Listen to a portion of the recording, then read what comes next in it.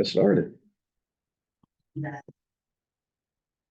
we go. All right, good afternoon, everyone. We're here for the zoning citation hearings for November 12th, 2025. And I think we have 13 items on the agenda, or 14, I should say. Hopefully we can get through these pretty quickly and efficiently. Council? Good afternoon, I'm Attorney Gary Oberst, I'm the hearing officer for today. We've been cited for violating all zoning regulations. To my right at the table is John Hayducky, the deputy zoning inspector. And we have Steve Kleppen, who's the director of planning and zoning, sitting in the gallery. When I call your matter, you can take a seat at the table.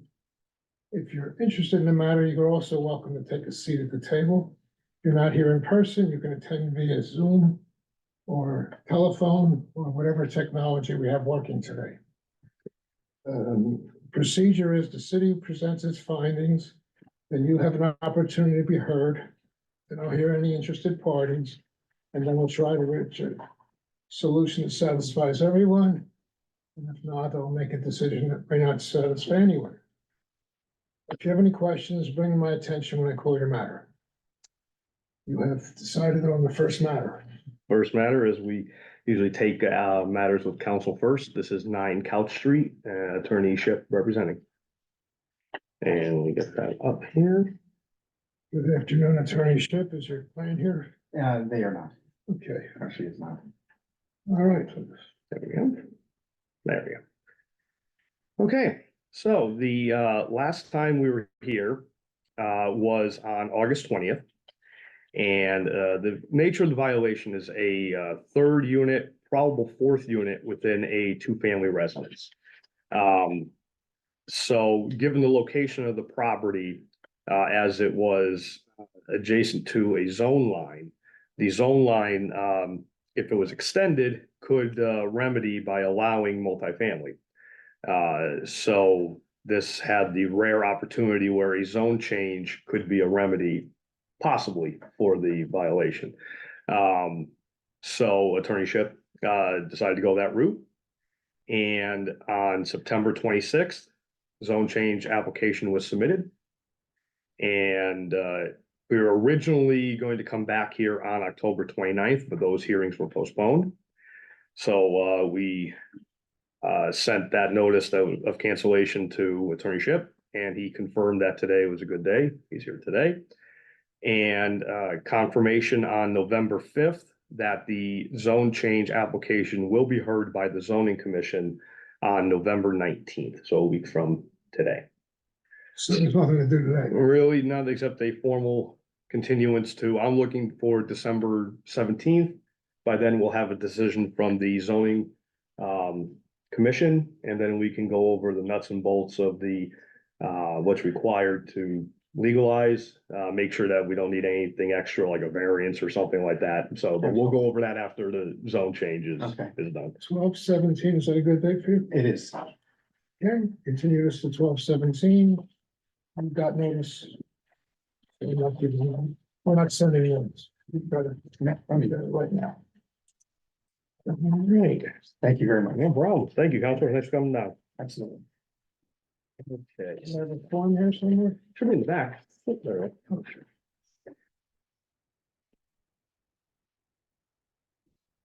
Hmm. 17. Let's get this one up.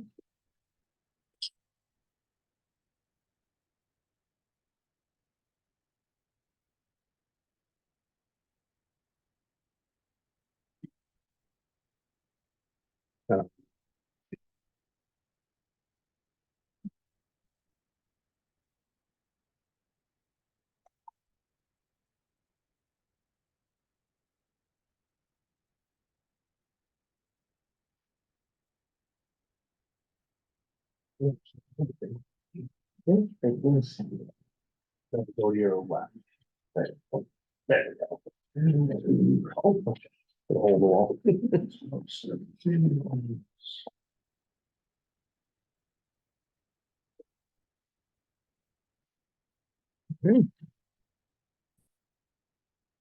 So the next one, we actually have council here via Zoom for 218 Blacks Hill.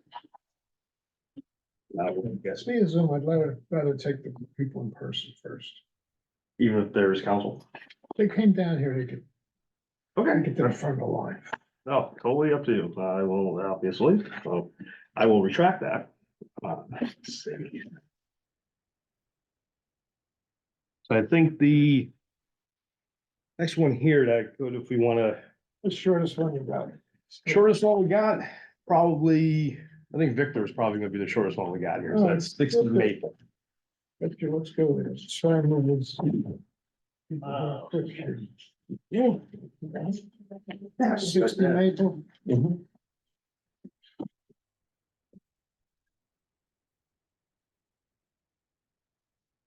Yeah, There is. Oh, that's a 6 Maple. That's.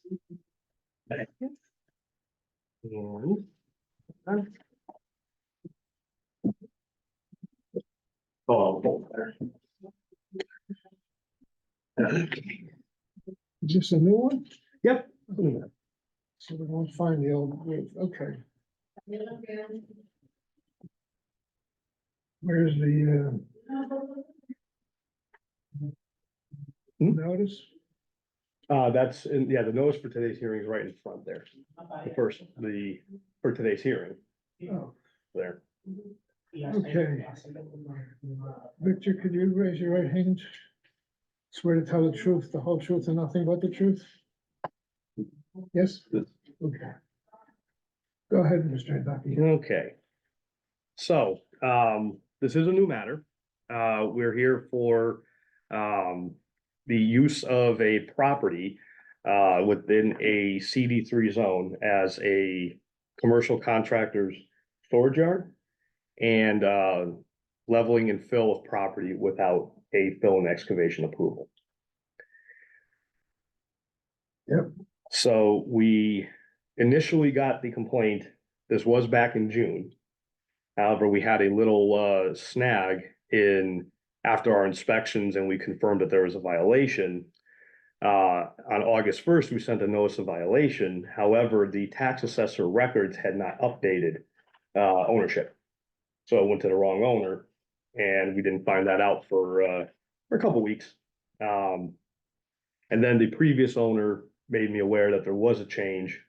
I did contact the tax assessor personally, and they said, yes, there's been an update. So we have sent a new notice.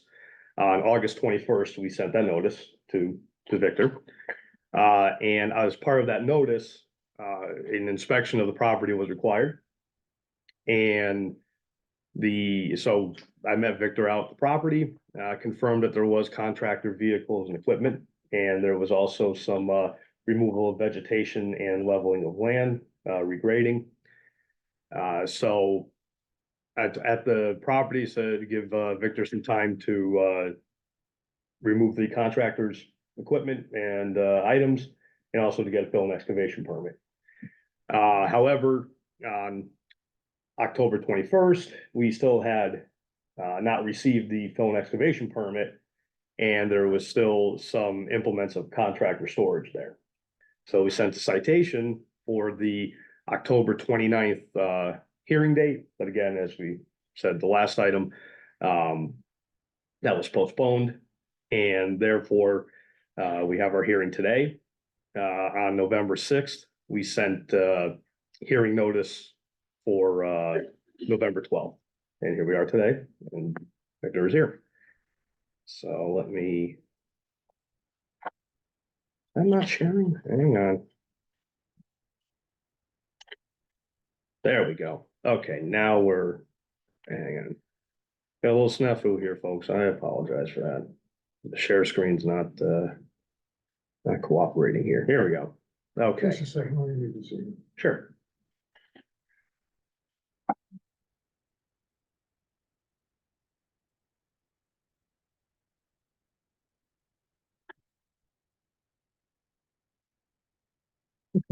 So we have some photos to go along with everything. So these first few photos were from the initial complaint that was submitted. And yeah, we have a box truck, small excavator, trailer, Small truck with some equipment and some masonry material on the edge of the property there. And these are wash, rinse, and repeat. These were again submitted by the complainant. And there's a little closer with a trailer and some material. And box truck and small truck. So these next photos are my inspection from September 3rd. After we sent the notice and arranged the inspection with the property owner. Yep, keep going. There you go, the notice.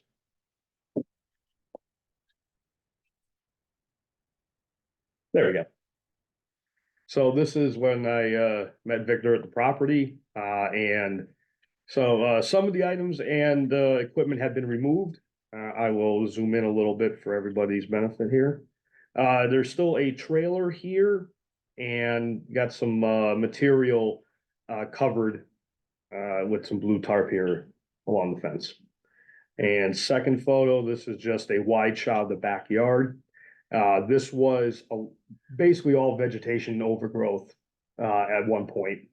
And so that was removed, and see there's been some leveling, filling in the holes and such from removing the vegetation. And last but not least, oh, this didn't go through. There we go.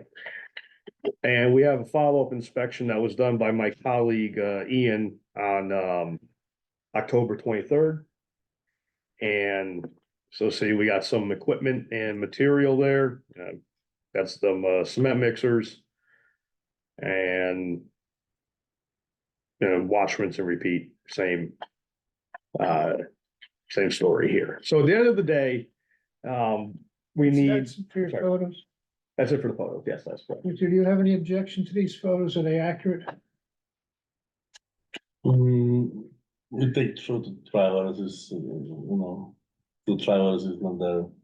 I mean, the days when we took these pictures, they were accurate. Which day it is? We have this one, these three here were from the 23rd of October. And then these two were from the 3rd of September, when we were out there. Yeah. Okay, so they're full exhibits. Okay. Go on. So basically, what we're looking for is obviously the Mixed and storage has to be removed, and then the fill and excavation permit has to be obtained. And we can, obviously, our office can help Victor walk through that. Have anything to say?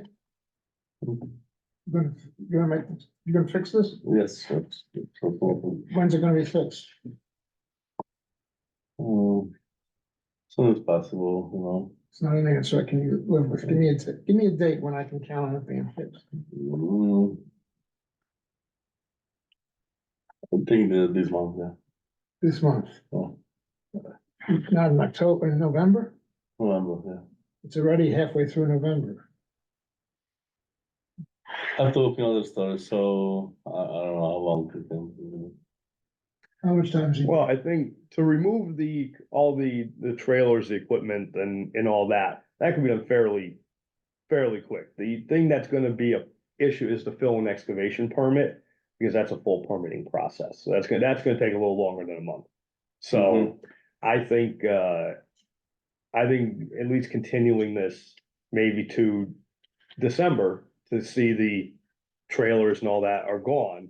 And then also the process began for the fill and excavation. I think we can do that. I don't see the form here.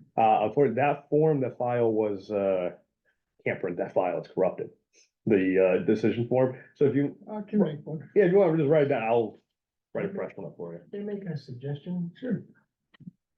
If the equipment can be gone by the end of November, that probably is the neighbor's complaint. That can be done, and then the excavation permits much less of a concern, I would think. When's it, when? As I said, the next hearing is December, so that's where the equipment could be gone and we can Okay, at so least start the process. what's the date in December? The 17th. Okay, so this is a new matter. Let me get my notes for you. No matter. Violation found. No fine at this time. Continued to, give me the date again, December 17th. 17th. 2025 for equipment removal. Is that fair? Yep. Okay. Oral notice. All right, you have to come back here December 19th with all the equipment. 17th. That's what I I'm wrote. not gonna be around. Well, if the equipment's removed, you can let me know. I'll go out and take some pictures. And that way you can say that that part's been done, then we can work on the fill and Oh, okay. excavation. So December 17th, your deadline. Okay. You better make everyone happy, I guess. All right, that's my decision. Okay, anything else? Well, so that's for me. Thank you. You're all set there, Vic. Understand, we're not sending another notice. You know when to be. Yep. Thank you. Take care. Next, April, what's the next speakers? Most focus might be 26 Magnolia.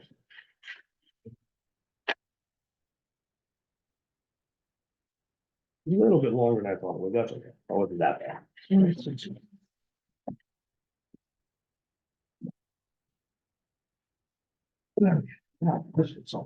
Hey, Doug. Okay.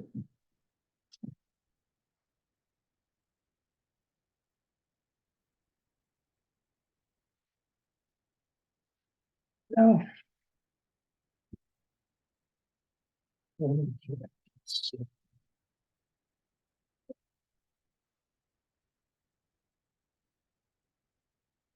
This up here. More progress continues with them as well. So notice, okay. And who's who here? I'm Nahid, Naheed. and this is my father, Asir. Okay, is he gonna speak? I'll speak for him. Okay, raise your right hand. You swear to tell the truth, the whole truth, and nothing but the truth? Yes. Okay, thank you. Okay, so on the screen here, we have progress from last time around, pretty easy. Last time we were here was on September 17th. I didn't seem to have that shown. Oh, it's not, I didn't print that one out, my fault, Counselor. No problem. Here, That's all right, we can zoom in on that. There we go. Wow, I feel bad. Usually I'm pretty good with that. So last time we were here was on September 17th. And we continued the matter to today. $5,000 contingent fine place for tangible progress with building permits by today. And also at the hearing, the owner submitted photos of progress with the removal of the attic apartment and the removal of living space within the garage.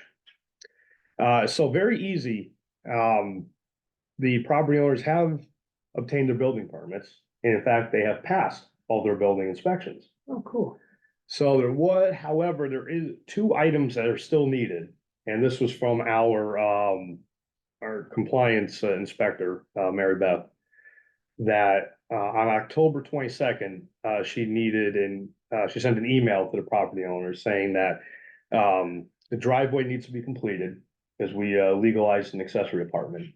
And so a third parking space is needed, so that needs to be fixed.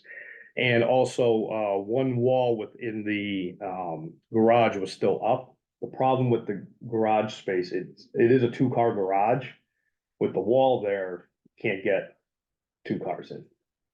So that has to come Okay. back.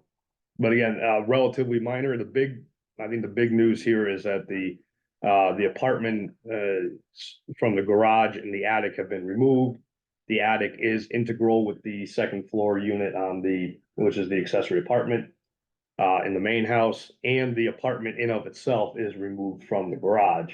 It's just Are that one, people living there? there are not. In the garage, there's not. Okay.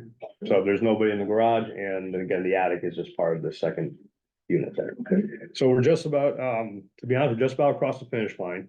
My recommendation is we could continue to December. if you want, Counselor, or we could go to January, because we still have to do the driveway, that still has to be done, there's a little work involved. We've done that already. Oh, yeah, Yeah, we've done everything. we called them. She also inspected it, said that it's fine. We have to remove the fence. We got rid of that too. I don't know. okay, I just talked to Mary Beth today, and this is what she gave me, that's why I threw that out there, so. So we could continue to December, which is the next hearing that we have. I'll make sure with Mary Beth that everything is good, and if you have your certificate, by then, I'll have a copy of it, and I can present it here that they're. Okay, I think the thing was the permit, because we didn't know you needed a permit, so we had to make that. That's probably what it is. Oh, probably for the removal of the wall, or for the driveway, okay, yeah. Is he gonna have it done that fast? And you may have the driveway already done. Yeah, it's But you just need a done. retroactive permit for it, so, We're all happy with December? Yeah. Okay, yeah, December, it can be done. okay. Did I get a form this time? Yes, yes, it did. Hold on, my fences. I'm gonna shut this off someday.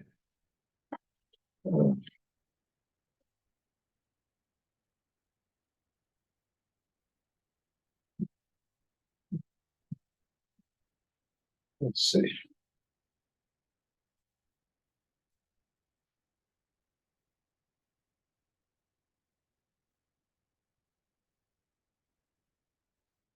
Well, violation continues. With substantial progress. Well, this. No fine at this time. Contingent. Fine remains. Continued to December 17th. Yeah. Yep. 5 for completion. Oral notice. This is your notice for the 17th. You're not getting any other notice, okay? Yeah, should come on back on the 17th.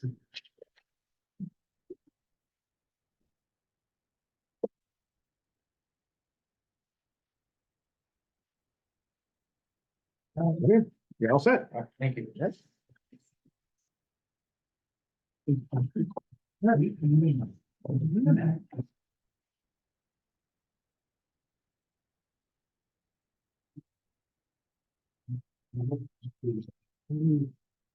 Do 264 Flax Hill.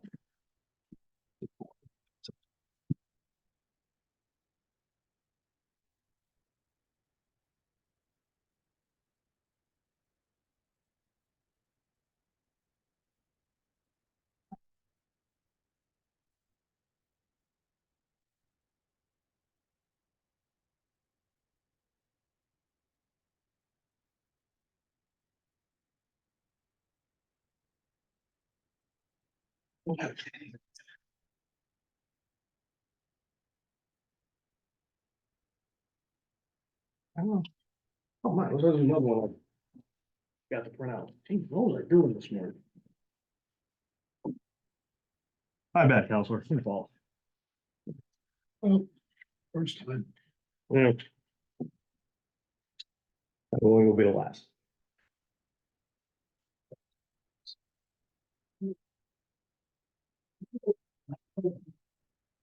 Okay, we got notice here. You guys got notified to be, right? Okay. Notice is down. What else you got? Okay, so let's share screen. There we go. You guys gonna speak? Yes. Raise your right hand. You swear to tell the truth, the whole truth, and nothing but the truth. Okay, thank you. Very good. Okay. So, this here, the violation is for, creation of a third unit in a, within a basement of a two-family residence and creation of a, apartment within a detached structure, also some, automotive repair activity. So the last time we were here, Where's the history? I don't- well, I forgot to print out, it's on here. I guess. My fault, my fault, Counselor. Okay, now, well, Well, you'll just tell me. Yeah, this one, I think this is pretty easy. Last time we were here was on August 20th, and there was as your decision form there said, placed a $10,000 contingent fine and a continuation to today. And a little laundry list here of what was required, zoning approval, building permits, other municipal offices, reviews and recommendations, building inspections, zoning certificate, all that good stuff. So what transpired since then was myself and the architect and designer for the property who's gonna be pulling the permits and doing the plans. We met twice on September 5th and September 12th. And on the 18th, an official application for zoning approval to revert the property to a two-family residence was submitted. And on the 27th, I met with the permitting officer who had the application, who was reviewing, and agreed that there were some adjustments that were needed to the plans. So we contacted the applicant, which was the architect. And he said, okay, just need a little more time to get the plans adjusted. And that happened. Zoning approval was issued on October 9th. And so then the architect had a little hard time getting an appointment with the building department. But they have since gotten one. They have gotten with the building department. And so they met with the building department again, needed some adjustments on the plans. So the initial, what do I put the 12th up there? That's not. I think I might have just copied it over, so this was continued to today, ignore that, good thing I didn't print it out.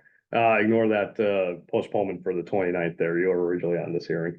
So, and then on the 10th, the, architect confirmed to me that they had a, follow-up meeting, not hearing, scheduled with the building inspector. And also on that date, the property owner confirmed attendance today. So, basically, we're at the point where the building permits are being obtained and being pulled. There was a delay with our review. We needed some more plans.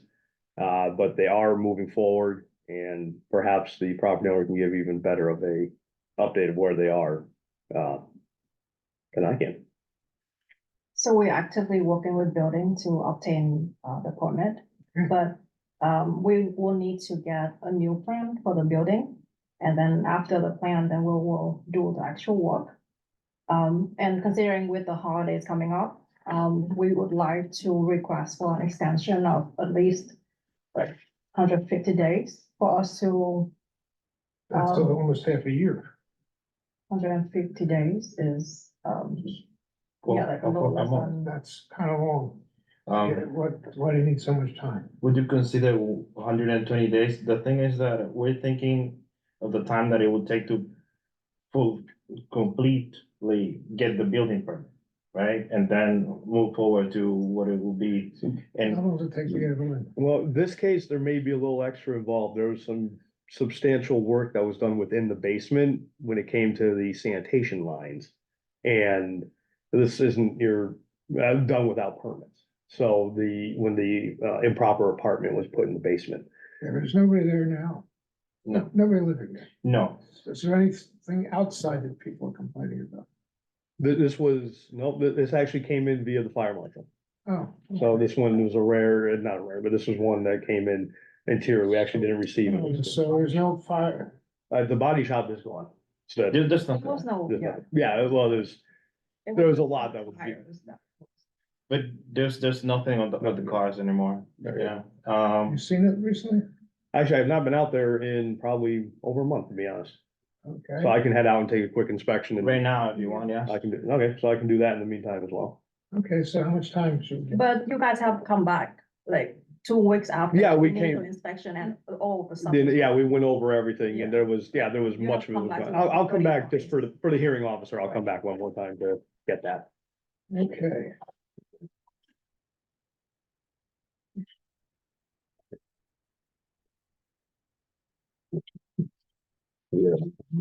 Okay, so we still have a violation.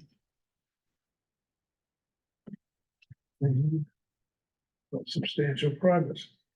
Sounds like a same thing. It's very nice people are doing all this. I haven't issued a fine yet. And meetings, I had a contingent fine on here. Mhm. No, no new fine.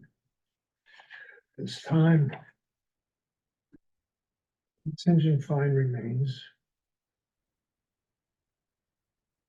Seems like you're gonna not have to worry about that. You're gonna have this done. Continued. It seems like 120 days is 4 months, seems like a long time. So we're close to December, right? So I don't know if officers are gonna be working here in December, cause what we are working right now with building department, they want like more details. Plans of what is gonna be, and how it's gonna be, removed. You know, so the architect is going again and he's gonna redo the plans as they want it and then submit them again with them. So I don't know how long it will take to actually them issue a permit. So we can start actually doing the stuff. 90 days seems like a lot to me, but. Well, I'm going by Mr. Hayducky, what he thinks. Well, I think an option here, I think, is to say, all right, I think maybe just see where we are in 90 days, see where we are. And see if that should be more than enough time to at least have the architect have the plans done. He should definitely have them done in 90. Yeah, If he of course. doesn't, that's Yeah, an of course. issue. And then he should also be able to submit that to the building department. So hopefully by that point, building permits are issued. And then you guys have started the work. You're right.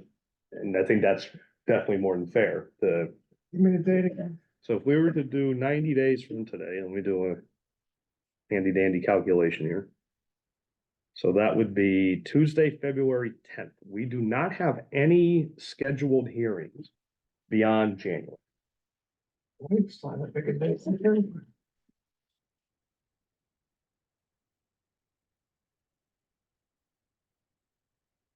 see. 11th? We can do that. I don't think I have anything tagged in there. I'll just double check and make sure I'm here. I don't see why I wouldn't be though.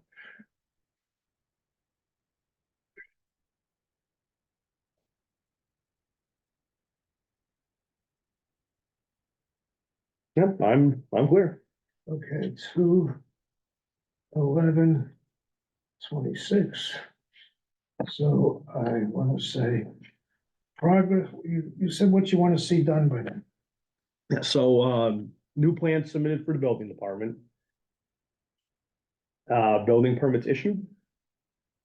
So I'll need the first one to issue. Building permits issued. And work underway. Work underway. Underway. That's okay, you can live with this? You I done? appreciate it. Okay. This is oral notice. Come back here February 11th. We're not sending any other notice to you. Okay, at what time? You started 3. 3 o'clock. Yep. All right, you guys Thank are all you, I set. appreciate it. You got it. Have a good day, guys. Have a good day. Take care. Get the rest of it. Yeah. Okay. I'm looking through them, John. We are, we're going through pretty good. We've been pretty good. Well, this thing seems edgy over there. We'll get Arby up there. This is a 36 Taylor and 5 mobile. He's got 2. Oh, good. We got them both at the same time. Right. Just a little efficiency here. Hi, how's it going? Good.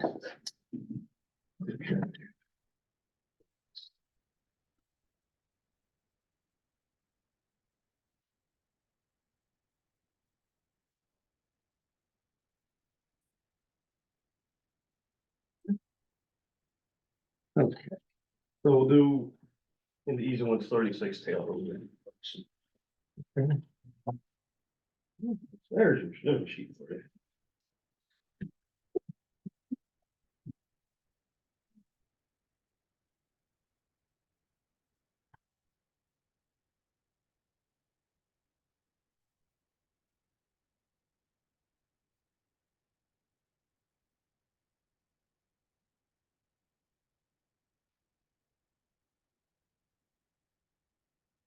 No, fine. Okay. Then raise your right hand, state your name for the record, please. Harvey Diego. You swear to tell the truth, the whole truth, and nothing but the truth. I do. Thank you. Okay, so 36 Taylor. This was a creation of a 5-family residence in a CD3 zone, which does not meet the minimum density requirement for a 5-family. So the apartment had to be removed.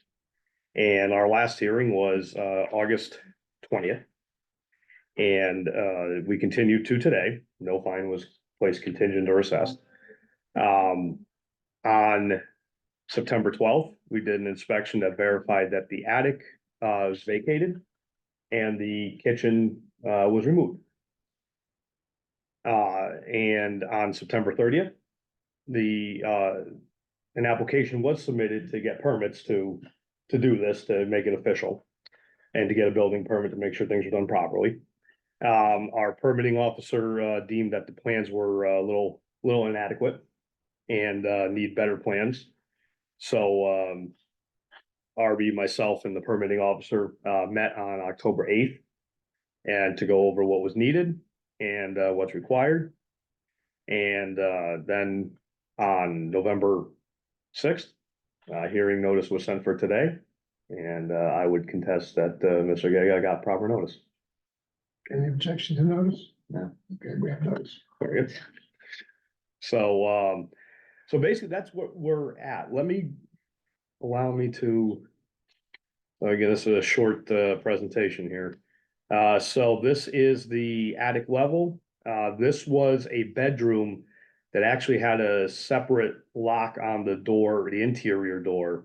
And I think it also had a mini fridge in there or something. There was something else in there. And so that made it a separate living space. But the separation lock has been removed from the interior. The bedroom's empty, as you can tell. And that's where one part of the kitchen used to be.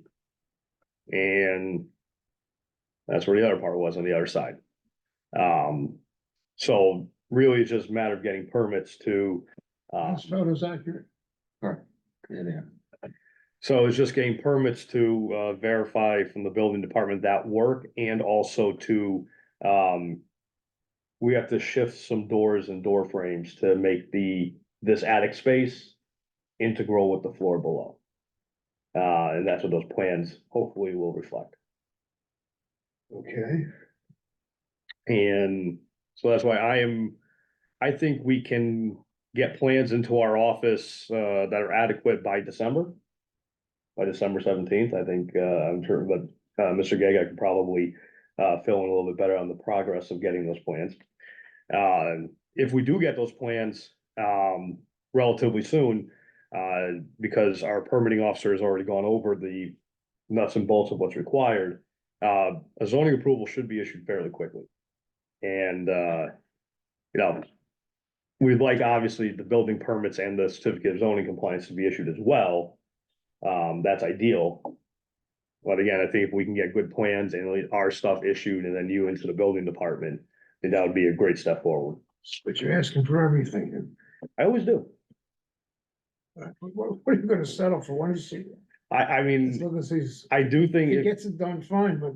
right, I think bare minimum, we could have new plans, a zoning approval issued, and at least the main building permit issue. Can't, never know what happens with the utilities, but we can at least get in there. So, can you get that done by December 17th? What do you think? Yeah, so I've the third set of plans I hired an architectural company to formally draw. They were out there measuring this week. I was hoping to have them by today, but they said it'd probably come in tomorrow. Okay, so the 17th is good with you. It seems fair Okay, and reasonable. that's us, very reasonable. Okay. Violation. Continues. Once again, but substantial progress. But I think the last time we didn't have confirmation that it was empty and Yeah. something, so Right. that we got. Yep. That is true. I ever put a fine on us, contingent or otherwise? No, No, no. That's starting to find now. yeah, he's doing great, watch what bother him. The fine level at this point could be, $27,000. But substantial progress, I'm thinking with substantial progress, nobody's doing anything dangerous. So I will leave this at no fine at this time.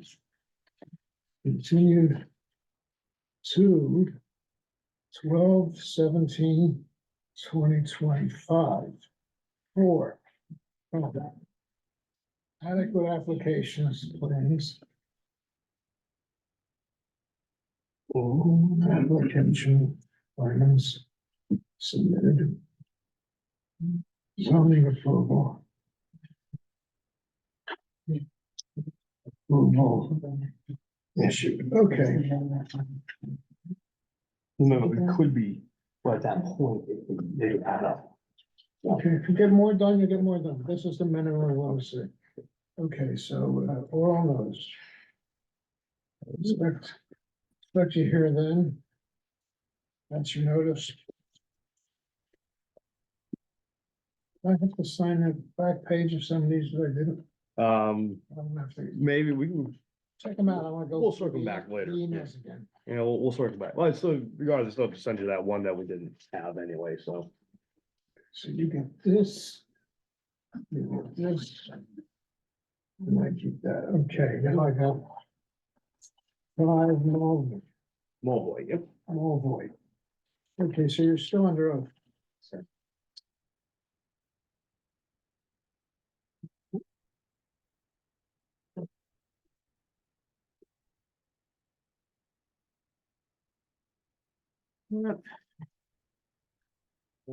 This one's got a few pictures. Are there new pictures after Well, the There- gates closed or? both. Yeah, I keep them up to date with what we did, so. Yeah.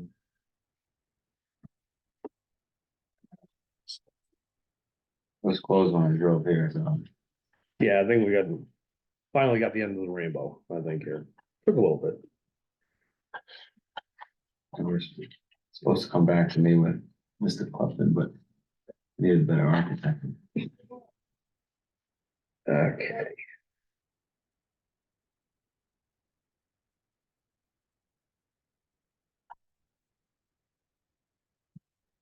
Okay, All right, so. Again, last time we were here, August 20th, and, basically that, this was continued to October 29th. Again, that was postponed, so we're here till today. And the requirement was, we thought we had some compliance here that the automotive repair activity at the property had ceased. However, we didn't do an inspection to confirm, so that was what needed to be done. So on September 12th, myself and the fire marshal, did an inspection. And it showed that the equipment and, tools and other cars under repair were removed. So, a brief thought of, yay, we're all set. Went by on the 24th of September, I was with the fire marshal on another matter. And he actually noticed the, activity going out from the street, so we pulled in. And it was full on automotive repair, complete with an office inside that they had created. That the, tenants or? and then I was in the neighborhood for another inspection the next day on the 25th. And coincidentally, there was a car, that was on a trailer on a pickup truck that was damaged and being brought back there, presumably for repairs. So based on what we found, I reached out to, Arby to, discuss these things, and I actually gave him a copy of the pictures. So he can show his tenants that this is not acceptable, and they have to knock it off. So went back, I gave him a week to get on out of there, and found on the 8th that that a gate has been locked installed, put up. So that access back there is massively restricted now.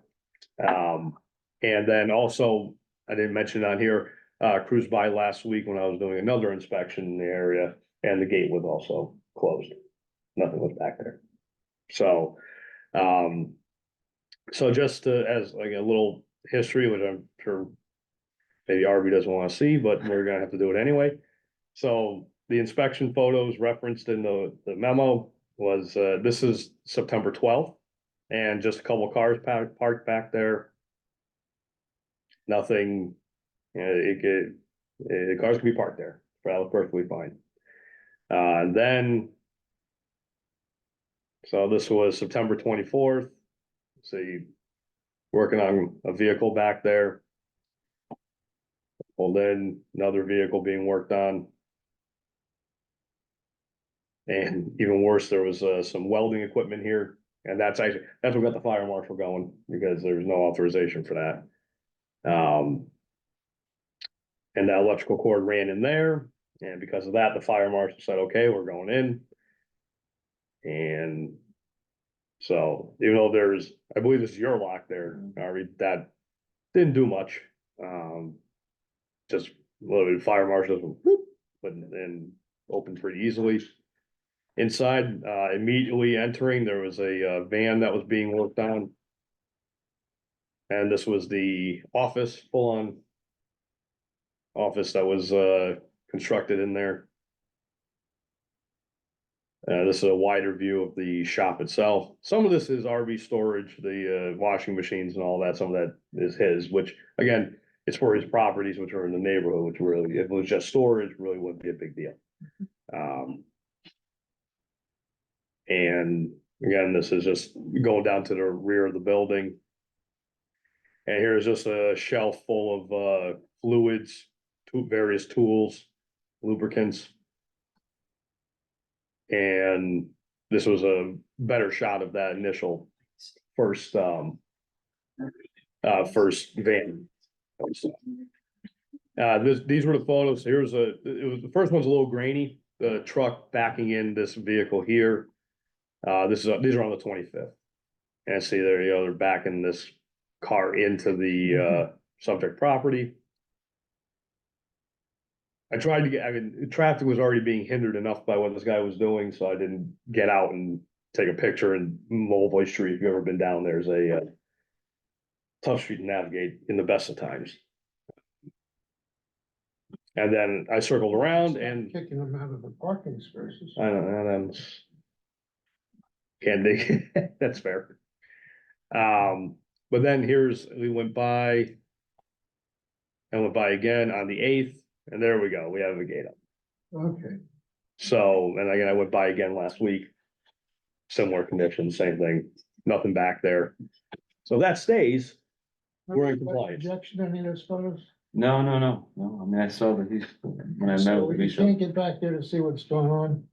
I could probably reach out to RV, we can get back Yeah, you there. can get anytime. Yeah, okay. So seems, maybe if we gotta be back here on the 17th anyway. Yeah. I'll reach out and we can arrange a date to, What are we Go back doing, there. presuming we're gonna find violations here? well, How are we gonna cure them?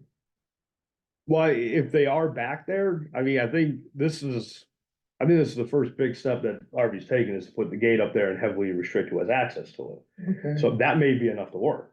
okay. But again, if he has given it, I don't know if he's given a key to anybody. No, I mean, so the tenants across the street, there's 5 siblings that live across the street. 2 are landscapers, 2 are mechanics. I keep, they keep. I guess one works for a mechanic shop, one stores, there's a carpenter there as well, so it's. They keep saying it's their family's cars that they're fixing, if there's cousins, siblings, none of it is commercial, they're not doing any outside work every time. And I was there the whole weekend with, fire marshal across the street doing some, getting the property across the street in compliance. And the gate was closed, there was no one around those days that I was there the entire week, so I've told them and they paid for the storage, so it's not, and, easy eviction. It's also, there's nothing written that I have with them, so they park their cars. There's no parking on mobile. So when they, at the end of the day, some of them, so there is one guy that is right now is the only one that has a code to park his car and that red truck that's in one of those pictures, because there's absolutely nowhere for them to park. But there's no, they're aware that there's, and then they, when, what was it, George George, went in the there, fire he was marshal. like, well, we were just changing the oil, and I was like, okay, we're changing oil, not, and then he showed me those pictures, it's more than changing the oil, so. Yeah, and I think the thing that kept it a major violation, to me anyways, like they could say it's not commercial, they Yeah. have an office. Yeah. I mean, that's, if you're only doing work for even your closest friends and family, you shouldn't be in office to do that. That's. So parking back there is okay, like just using it as a parking area, because that's what it was originally designed for. But not, obviously not all the repair. I don't see that I can find a violation at this point. That's up to you, council. I really, I mean, just, where's your violation that you can show me? well, right now there isn't, because, I mean, of the times I've been there, the photo and the time I was there last week, it hasn't been there. So, the only reason I suggested that I head out one more time is because Arby's coming back. Hopefully only one last time for 36 Taylor. That gives me an opportunity to verify and then maybe close out, but it is up to, if you were to say that, is there a violation now? That's a fair argument. I have not seen that.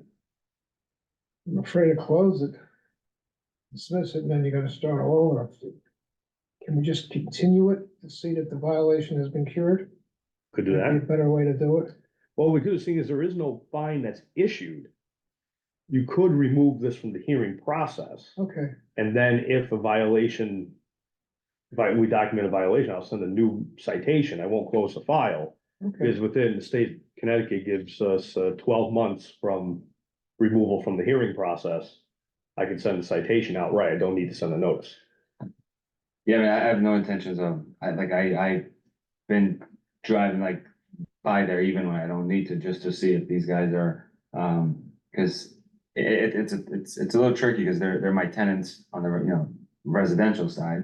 And then they complain about parking, so I'm like, all right, park one truck, two trucks, and then, we got to this point by parking one truck, two truck, oh, my cousin, this and that, and it's just. And it's, last year was my fault. This year I've been around sort of tracking them a little bit more. So but I don't want to come back here and deal with this any more than anybody else does, so. So, So- So not having the violation, I'm not objecting to it. It's just the. say remove from hearing process? Yep, it would be the terminology be removed from hearing process. File remains open. Process. File. Remains open. Okay. And say if for, I don't know, monitoring or whatever, however you want to phrase that. And if you want to, next week, if you want to come Yeah. out or whenever to We look do that. inside and out, I'm happy to. Yeah, of course. Okay. Can I ask him a question? Jump right in. So what do you have planned for that property? Because you own all of that, correct? Yeah, so we've met, there have been a couple of options. There's really one big option with this property is, I'm looking to develop it into an apartment, something. We had some plans. We met, I think, a year and a half ago with Steve and Brian. We didn't have something right. I have an architect who I had some health issues I've had to chase for a while. We came back a second time, right when parking was reinstated. I think we were like a week after the parking requirements had come into effect. And then we're supposed to come back to for another meeting.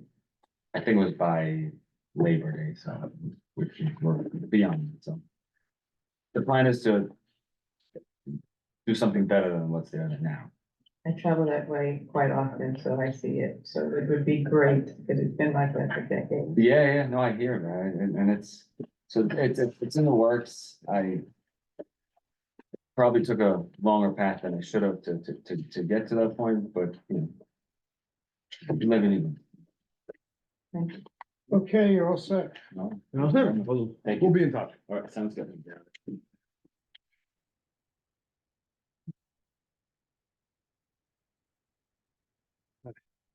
Think Rick's been more than patient here, so we'll get him on up here. Quintard. Number 14. Yep. Sorry. Turn Avenue.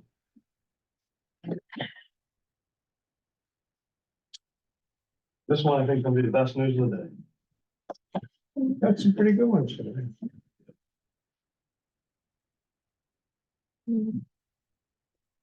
There's not even much here. What's the letter on Was that, that's a good question. Thank you. Let's see it. It is on here. And I copied it, I mean, I've copied it over onto this brand new spanking agenda here. I did send notes, I just Would didn't like to copy be it over. heard, he's here. Yeah, no, I think because this is a new agenda thing that we're doing. I think I just didn't copy it over onto this one here. Definitely did send notice for today. Got proof of it. Any objection to notice, you were noticed to be. I have no objection. There we go. So that's, That's it, Raise like- your right hand for me and swear to tell the truth, the whole truth, and nothing but the truth. I do. Thank you. good. So let's see here, where do we? So I don't get to check anything off. No. It was very easy here. This was, not to have Richard be weirded out, all my printing problems and things I've had today with this started when I tried saving this as a PDF. Which I, so, I didn't touch it, I left it as a Word document for just, I don't want to create any more problems. So, last time we were here was, and I can get that in here, and we put that on the share screen. I don't know if I did that. There we go. Okay. So last time we were here was on September 17th, and the matter was continued to the 29th, but we canceled that hearing. And we have our notice that was sent, and I informed the property owner that it was canceled and that we were rescheduled to today. And I have an email in your packet there, Counselor, is confirming that he was okay with that. And so, There's no objection to that. Rick. No objection. No objection. Move on. so, Any pictures?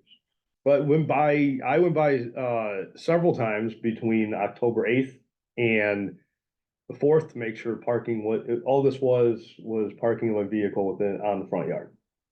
Okay, So that has ceased, and I actually drove by again this morning on my way in, and that has remained ceased. So I am for removing this from the hearing process, and I am willing to also have the matter closed. Because property owner did exactly what we needed him to do. okay. You have anything to say? It's all been a wonderful experience. I'm sure. Is there anybody else here?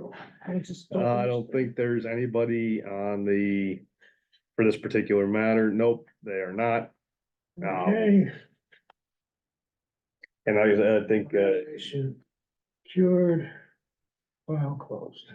there's a few more that are coming down from Quintar. They're gonna be in front of Something me. further up in the hearing process, it was very short.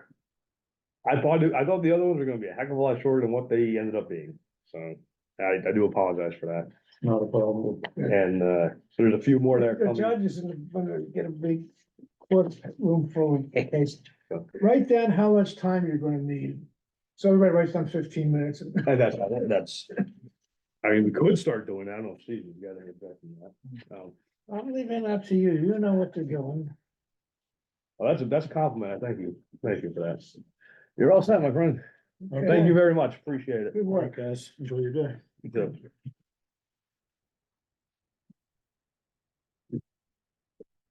Well, we get to close one out without or anything like that, so it's like nice and easy stuff today. Okay, so I think Robert's the last one here, and he is 13 Adamson. Okay.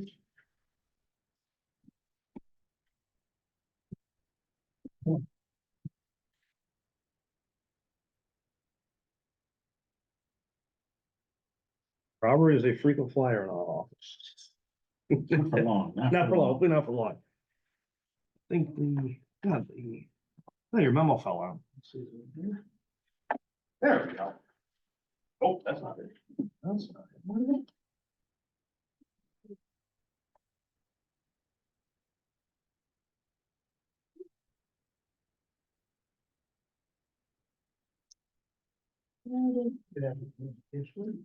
Yeah, it's up there. I just put it on the screen. I'll put in big font for you there, Counselor.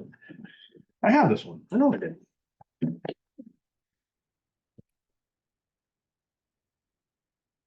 What you done? I don't. I thought it was right over there. I'm batting 1,000 today. I don't know why. Yeah. The whole glitch this morning, without going into detail, just totally threw me for a loop. It just totally was not. I didn't need it this morning.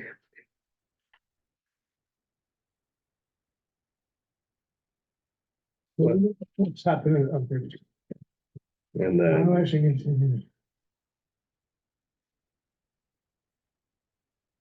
Okay. So state your name for the record. Robert St. Cloud. Raise your right hand. You swear to tell the truth, the whole truth, and nothing but the truth. I do. Have you got notice for today's hearing? Yes, I did. Okay, we're on. there's a clarification. Robert is the son of the owners. Right, I see that. So just, the owners his parents are in Florida, so he's doing That's his fine. best to try and, help out here. Okay. So the nature of the violation is. Oop, there we go. Basically a third unit within a two-family residence. We have an attic apartment that the fire marshal referred to us. An attic unit that did not have proper egress. So they forwarded it to us to remove. Sounds familiar. Mhm. Last time we were here was, August 20th. Continued to, I should say, the 29th hearing agenda. And he placed a $52,000 contingent fine. Wow. That's a large number. Is with the condition, they must have progress in the permitting process. And this was also sent to the owner's parents in Florida. So the biggest occurrences since then, on October 10th, we did an inspection with the fire marshal and the building inspector. The good news there was the attic sink and the kitchenette was removed. However, there were two attic bedrooms that were still occupied. The kitchen was removed, like I said. The egress situation with the rear stairs was not addressed adequately per the building inspector. Mhm. And so the fire marshal played it safe and posted the attic not to be occupied due to that egress problem. Right. So for those at home, very brief summary, the exterior stairs are not in great shape. They were actually permitted back in the late 80s, early 90s, by both the zoning office and the building department, but not to be leading to another apartment. It's just auxiliary living space. But the stairs over time have fallen to a little disrepair. And myself and the fire marshal climbed up and it was, we were shaking a little bit. So there definitely is some work to be done. However, on the 14th, we confirmed that the attic is no longer occupied. So that's a good thing.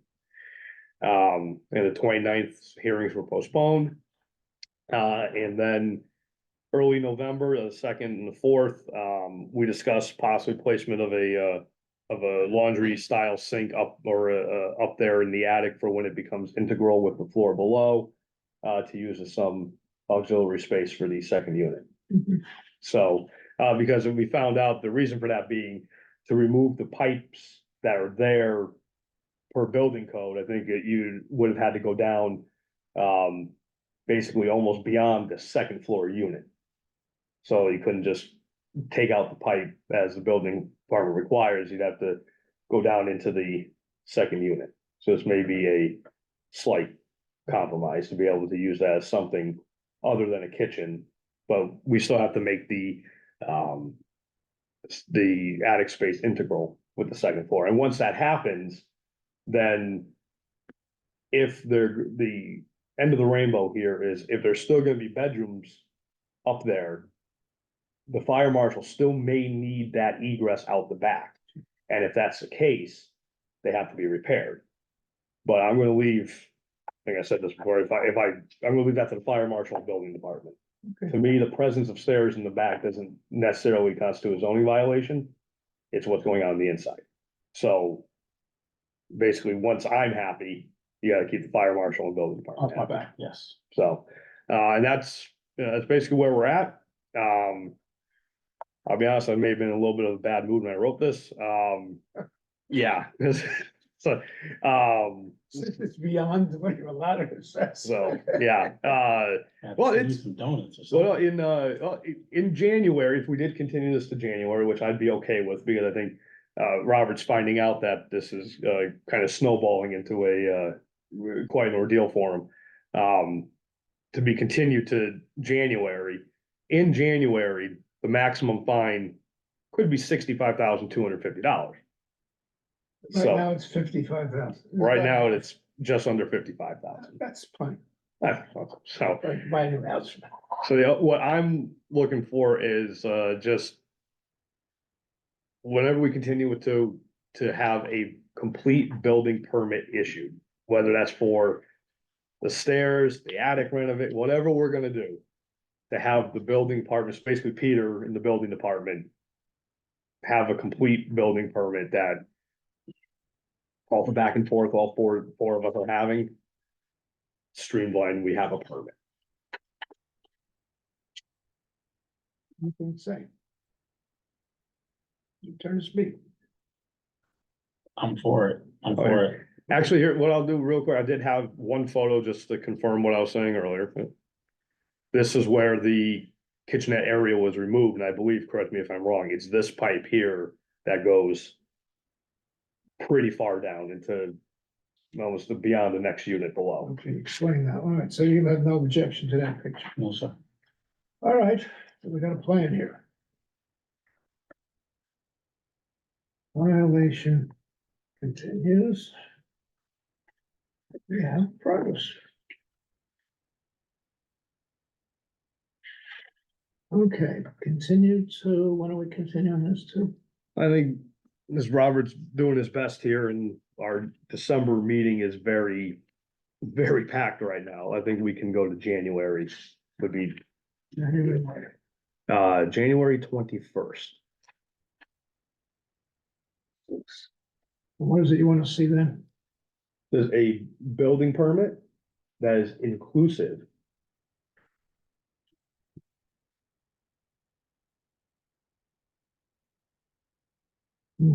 Of, attic renovations. Egress stair work.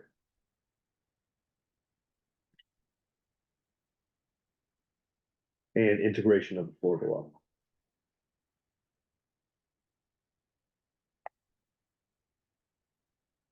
As long as Peter's permit says, has all that, we'll be good to go. Okay. Contingent. Fine. Or whatever it was before. That was, let me pull that back up, I can pull it up real quick. It was 50, it should be on your form there. 52.5. There we go. 52,005, where it remains. And I'm giving you oral notice for January 21st. Don't put that in your phone, might not be a bad idea, because we won't be sending, our constable out there to get you. Okay? Is anybody here who want to argue with this? Think so, I know, I can see who's on the side here, and it's not for, oh, nope. It is, oh, maybe. Sorry. Flory, are you there? I think you have your mute button on. Flory.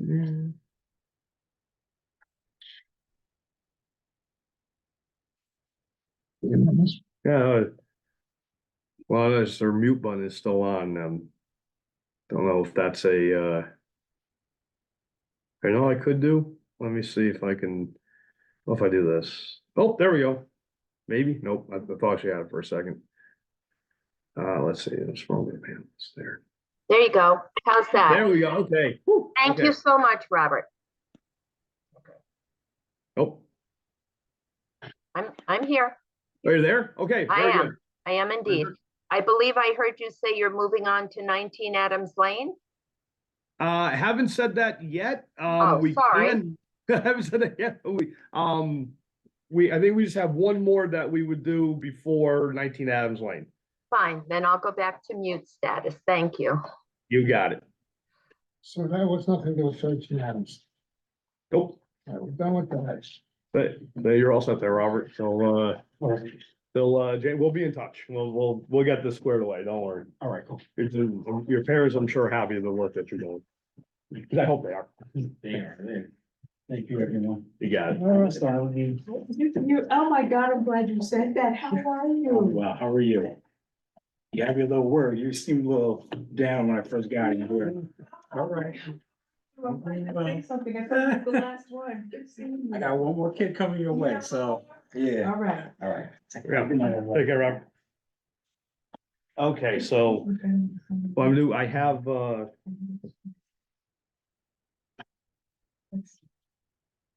right, so we'll move to 18 Flax Hill, 218 Flax Hill, I should say.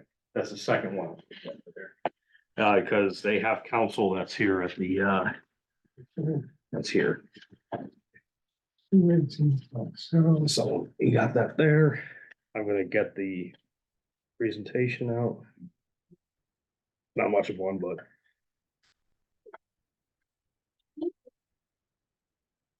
And there is a letter addressed to you at the end of your packet there. And let me take care of this.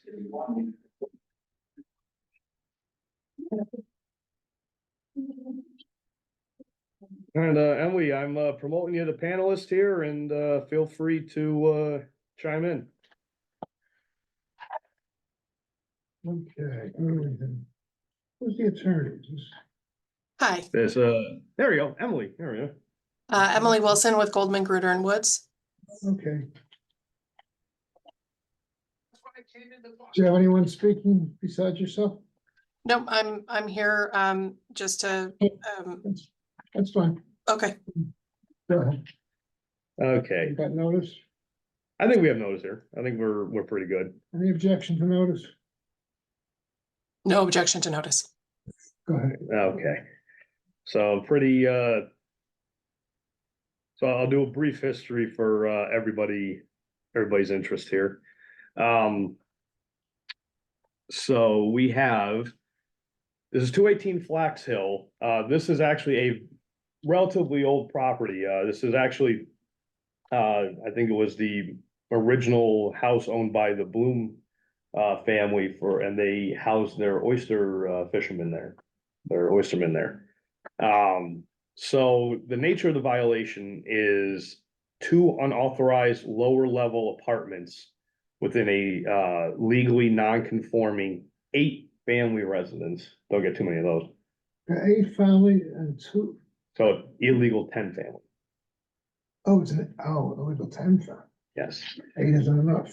Okay.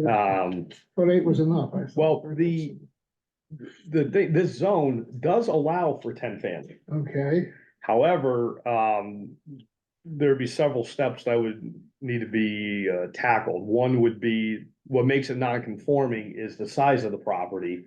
The density, which is the allotted square footage, doesn't allow for 10 units. In fact, doesn't even allow for 7. But we have plenty of documentation confirming the 8-family. So that's what the grandfather's status is. They told us 10 family. Well, it is a 10-family, it's an illegal 10-family. So you wanna get two families out of there, is what you're saying? Correct. Or, You could just tell me that. or they could seek ZBA approval for the waiver of the density, Okay. and they could. They could get the 10 bed. The only thing that, and they'd have to add the parking, obviously, but really the only thing holding them back, other than adding parking, is the density. of the property. Okay, What well, would be the hardship for? I'm not saying there's a hardship or anything, that would just be something they'd have to. If they applied for it, their option. where did this, Yeah. who started this? Fire marshal. Okay. I have that in there if you wanted to No, I just take a wanna, look at it. how long has this been going on? Well, we had a slight delay, so the fire marshal gave us this year back in, July, late July. And so, and actually, this has been investigated by the fire marshal in the past as well. So, we finally, the fire marshal said, hey, look, we need to get these, one unit is unsafe. They have deemed it that the, egress is not adequate and it cannot be there. So they have to remedy that, and that has to be, it's unfit for occupancy. Is it been, The other has it unit, been declared unfit? yes, to my knowledge, it has, yes. If that has not, that's, that'd be news to me, but that's on the fire marshal, not me. The other unit, we could call it the 9th unit, I guess, is compliant with the fire marshal's, codes. But it's just not legal on our end.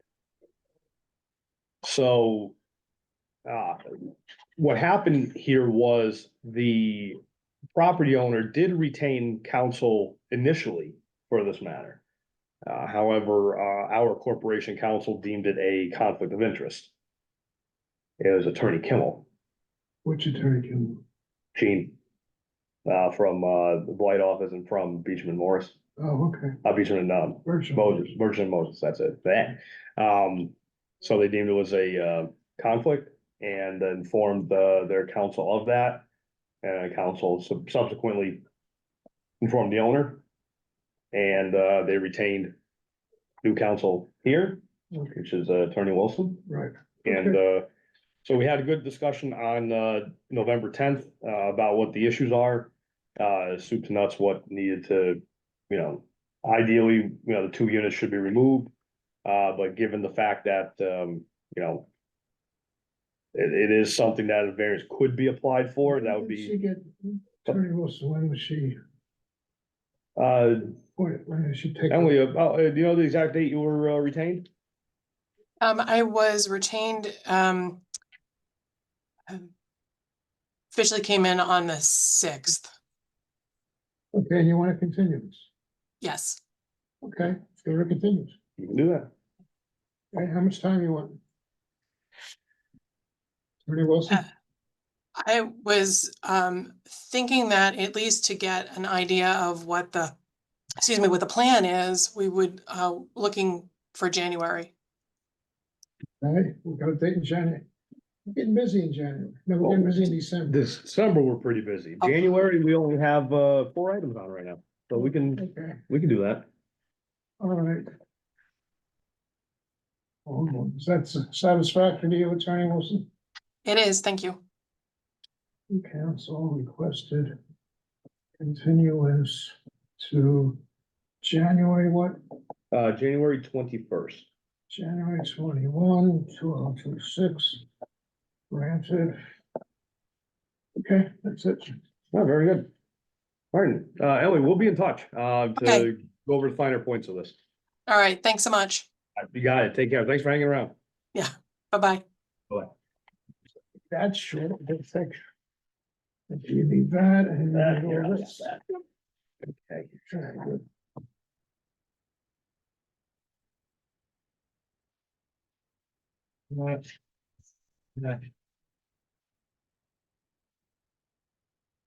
Okay.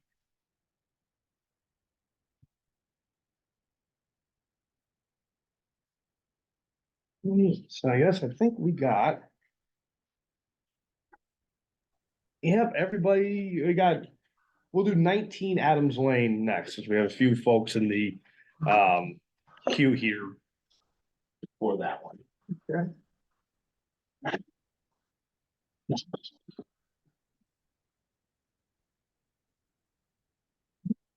yours.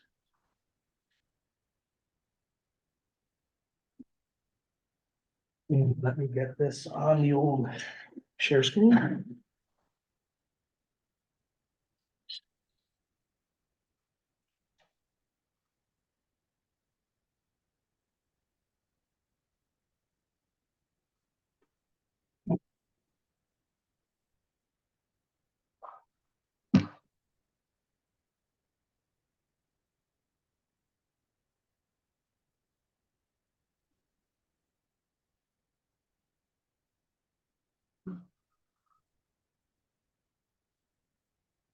Okay, got notice here somewhere. Yeah, should be in your packet there, Constable Bondi's service to the address of record.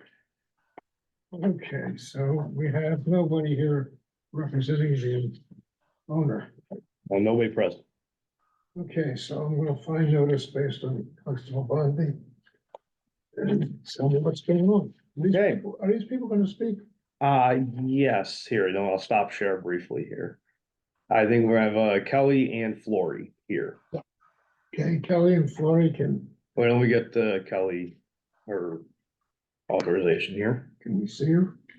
You know what, I'm gonna, Flory and Kelly, I'm gonna promote you guys to panelist, so Attorney Oberst can swear you in. He has to actually, if possible. Hello? Okay, let's see what we got here. All right, so try and get your videos there if you can. Yes. Did that work? Nope, don't have that here. Let's see.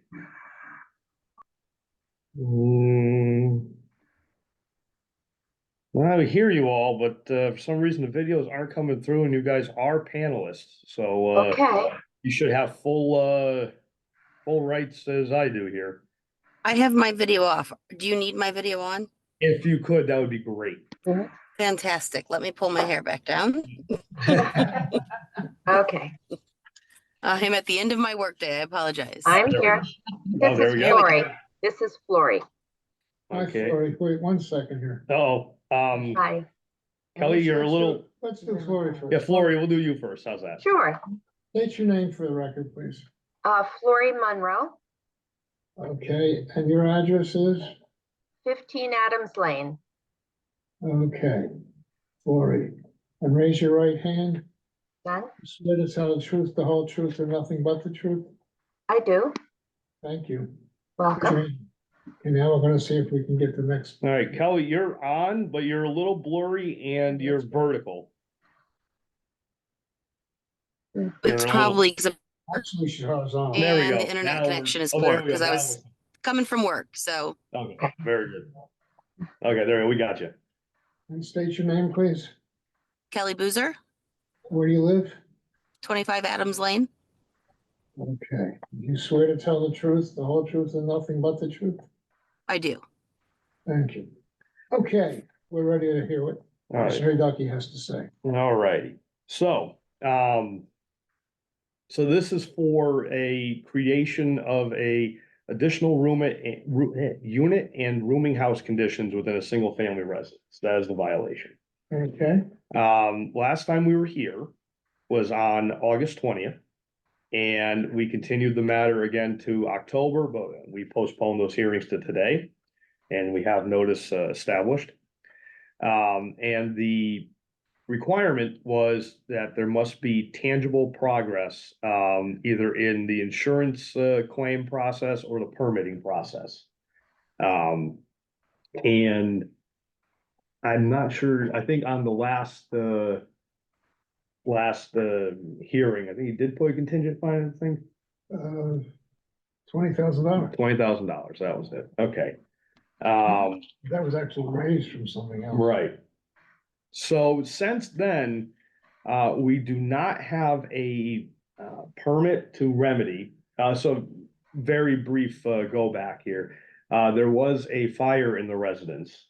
So no, from the fire marshal. This has been, this was in existence as a known issue slightly, a little bit prior to the fire because, it was an accessory apartment without permits.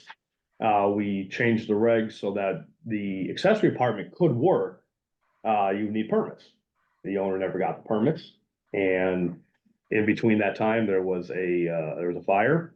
And the fire marshal at the call in his report and at the scene, said there was, approximately 11 occupants in the, accessory apartment. Sounds familiar, but I don't see any pictures. I got the fire marshal's stuff here, and we do have a previous, I can pull up the previous, Just to remind me. I can do, you know, I can do, let's see here. We got the fire marshal stuff, so I can just hand it out, rather than digging through the, archives here.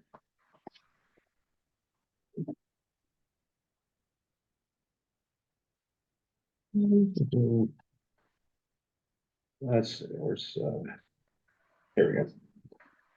Yeah, so the fire marshal's press release there. And here's the notice of unsafe building due to the fire.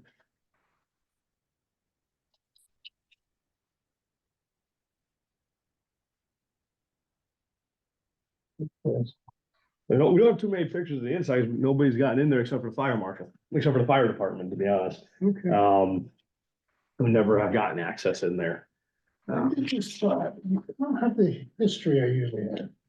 Oh, that was, Why? this has been here since May 27th.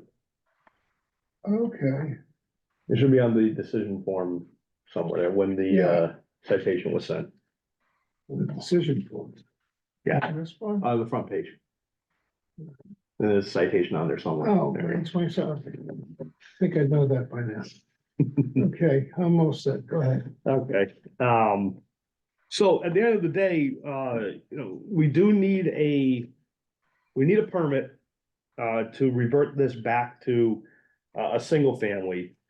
Based on what we have as evidence from, basically from the property owner's own testimony in email correspondence and phone calls.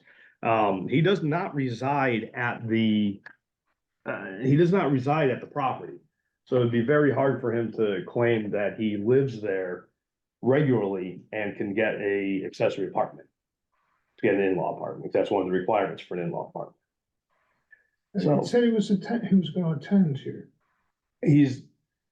So, if I may, so upon receipt of the hearing notice for today, and it's in your packet there, he did send me an email stating that he is out of town at a funeral in Baltimore, and that he would be, I think it's the next one. Okay, the next one. There you go. That he would be in attendance at the next hearing. I think we may have heard that before. Okay, So, I'll be honest, this is a pretty easy,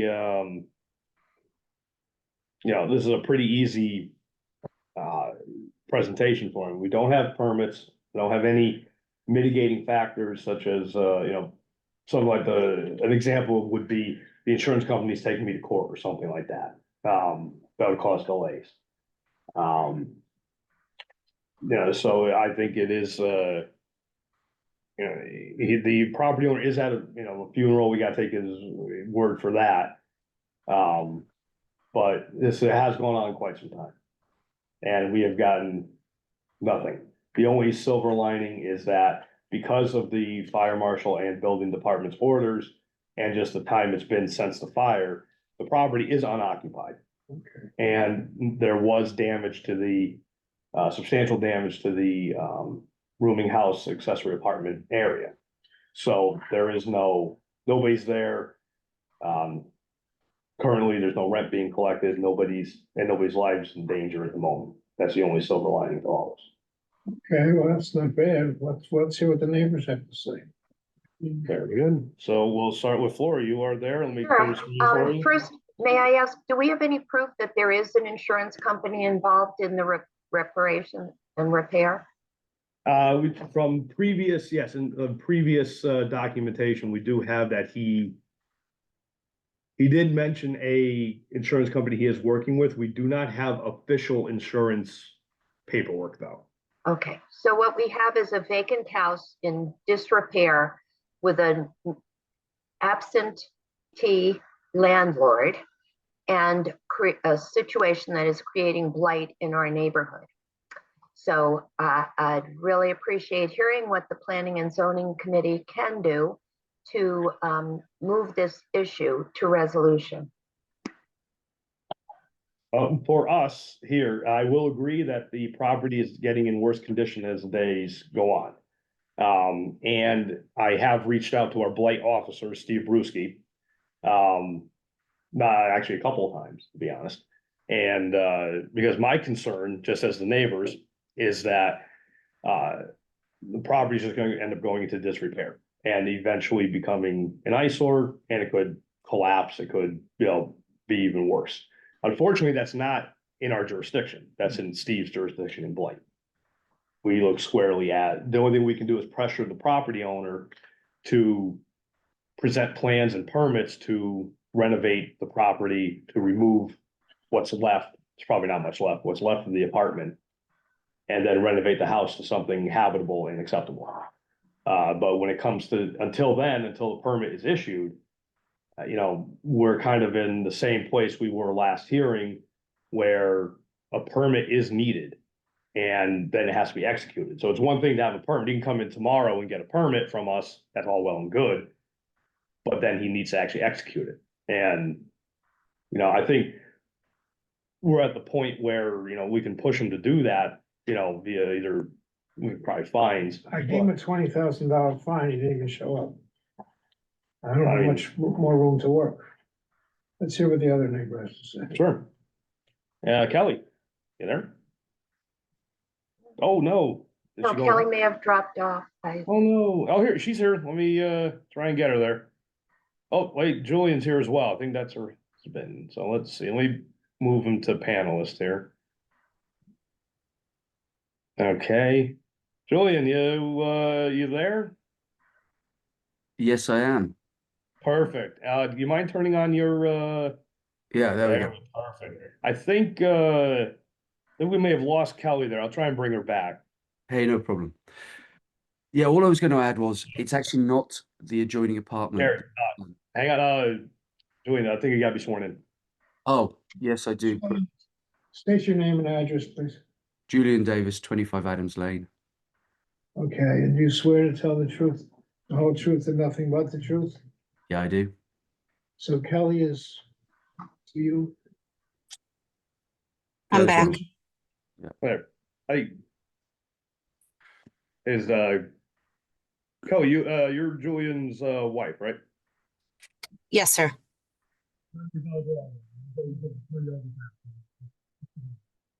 Uh-oh, we lost your audio. Hey, what I was going to say was that the actual damage is to the main house. The hole is in the roof of the main house, not the adjoining apartment, just for clarity.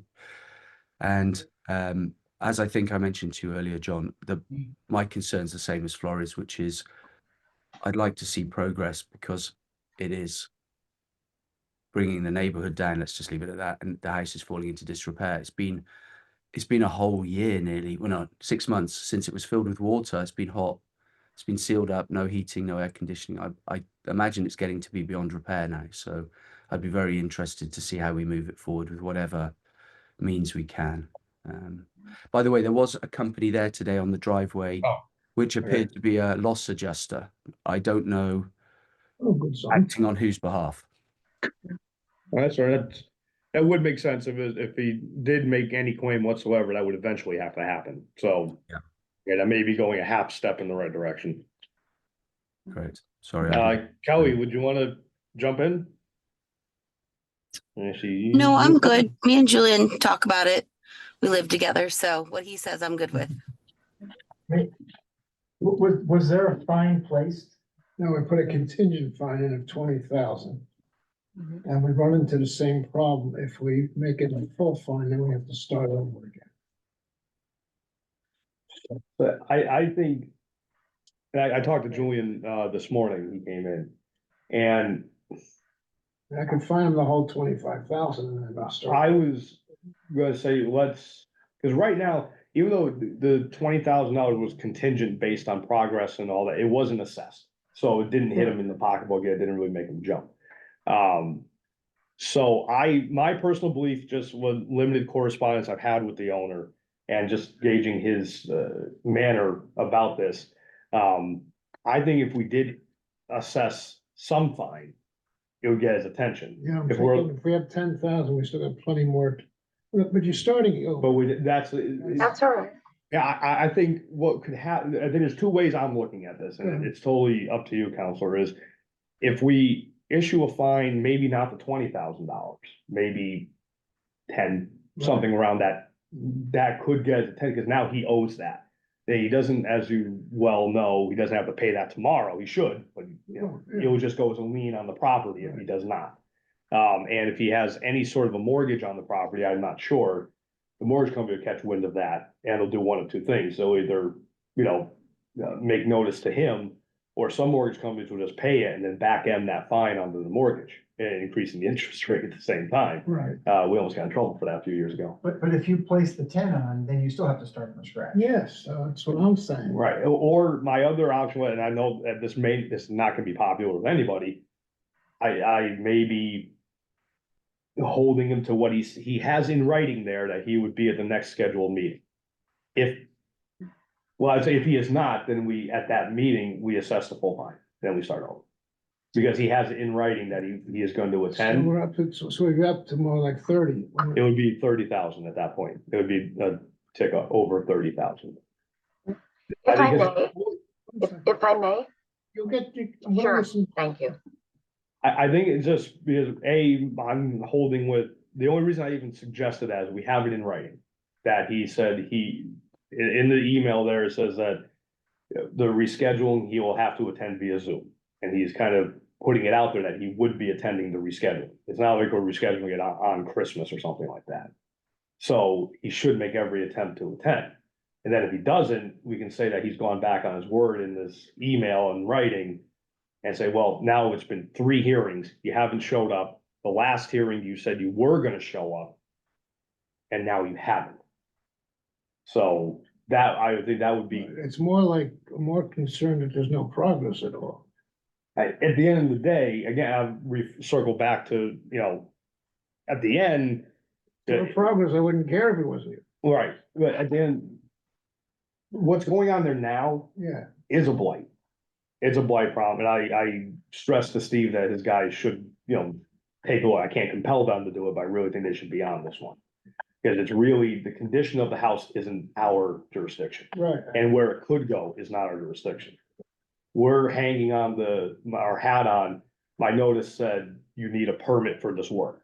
He hasn't got it. Not necessarily that it's a blight or anything, because we don't, like I said, we don't have that jurisdiction. Okay, who wants to speak? Florrie?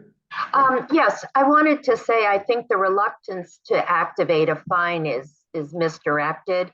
Given the history of this case, although John stipulated a May starting date, there were claims that went back a whole year prior to that to planning and zoning about the accessory apartment there.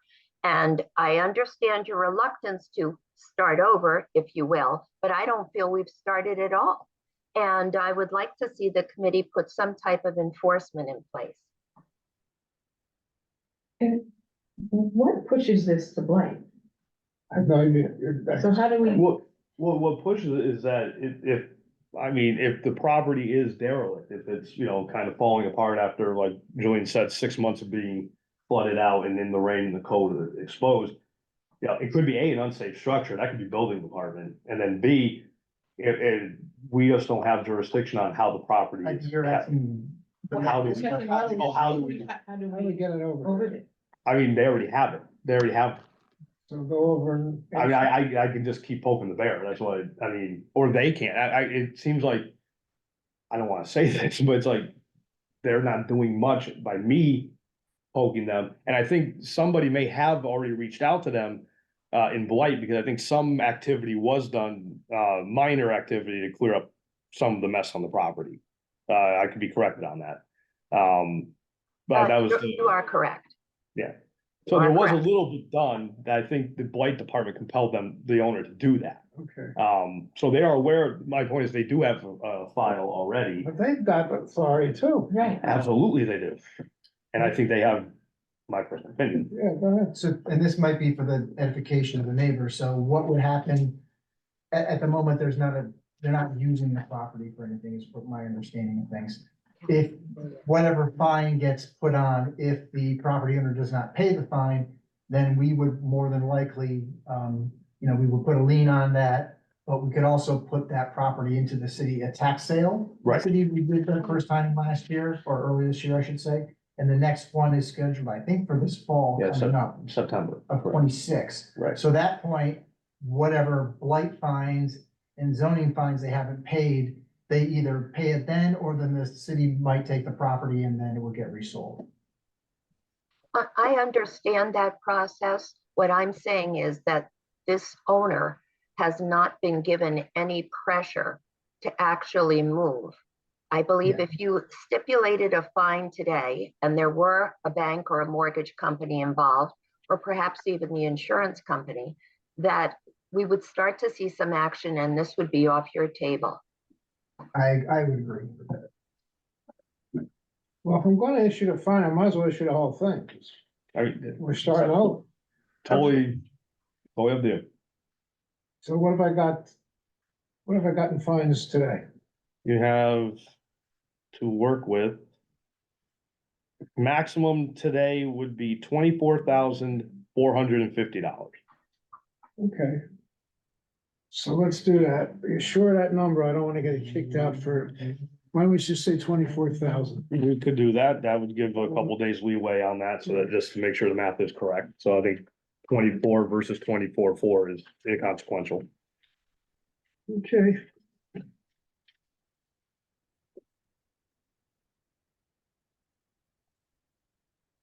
I have one thought. What if he shows up next week with proof he was in the hospital or something? Well, his claim, I don't know if I put this out there, his claim's at a funeral. So if he came, No, but he said he was gonna zoom in today. no, he said he was gonna zoom in Oh, last time. next one. Yeah, that's what the email said, it'd be the next one. Oh, Yeah, his email is, it's, I just don't have it in front of me, it's in your packet, it's just that it would be the last page. John, I believe that he promised to attend or participate at earlier hearings and he has never done so. Right, the last hearing, he shot me an email saying that he was ill. That's what that was. on 11/10, he said he would attend the rescheduled hearing. That's today. No, to reschedule here from his email, if we granted him a reschedule today, he said that he would attend that reschedule.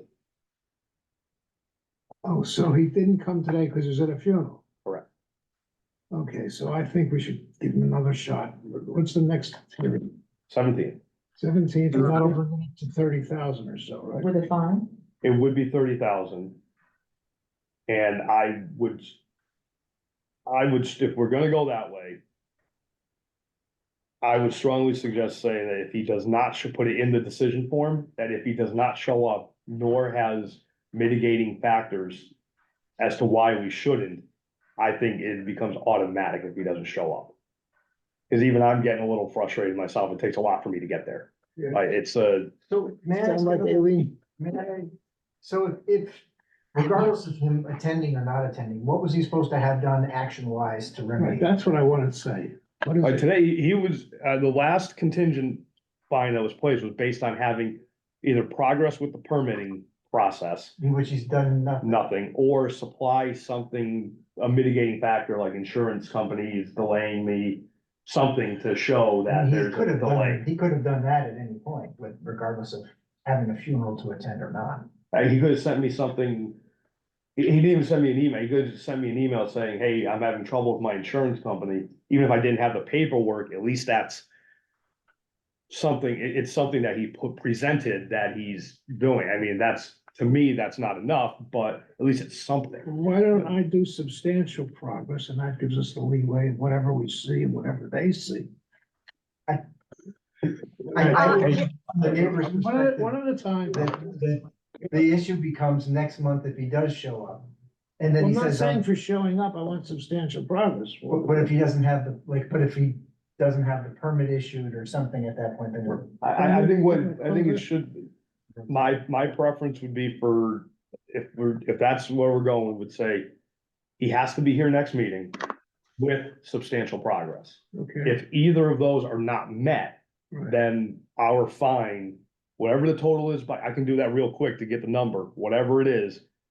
It's automatic. If he does not have progress, substantial, But if he has substantial progress, I don't care if he shows up. I mean, I would kind of want him to start answering the neighbors and us. I would kind of want that. Okay. That's, I mean, he can argue with me about that if he All right, wants. I can put that in, all right. John, Yeah. John, this is Jim Dane. Sorry. I Hey, couldn't- Jim. Oh, Yeah, hi, just- you're there. There you are. We realize that Jim, do we've you mind, Sworn Jay, you got to be sworn in. in. Yeah, he has to swear you okay, in. go ahead. Counselor, State your name and address, please. James Dean, 15 Adams Lane, Norwalk. Do you swear to tell the truth, the whole truth, and nothing but the truth? I do. Thank you. Go ahead. Okay. Speak. So we've been chasing and kicking this can down the road for 2 years now. You have not been able to get his current address. We do not know what his mailing address is. And So how do we know we have notice? Because the tax assessor records is where, that's what the state requires us to deliver to, and that's where Peter's delivering it to. He may not be He's- getting notice. Oh, he's getting the notice because he keeps responding to me. Oh, okay, fine. He keeps responding, that's, Okay, he so gets we- it. we- No, he gets it. We know where he He's- is for our purposes. he's getting been it somehow. he spent 6 months hiding from the health department. Mhm. Before. So meanwhile, the neighbors, the people who live on this street and pay their taxes are having to live with this, and we are concerned about giving him a little more rope. You have some tools, financial penalty, starting today. He will maybe then think that you're serious about this. I see absolutely no justification on the, as a householder here and a neighbor of this. Go ahead. Sorry, we're good. Sorry, I clicked something up there by accident. Sorry there. I'm sorry. I didn't hear your last few remarks. Okay, so, I see no justification. This is the point in time where we need to make Mr. Coe realize that he cannot kick the can down the road. He can't show up with another excuse. No.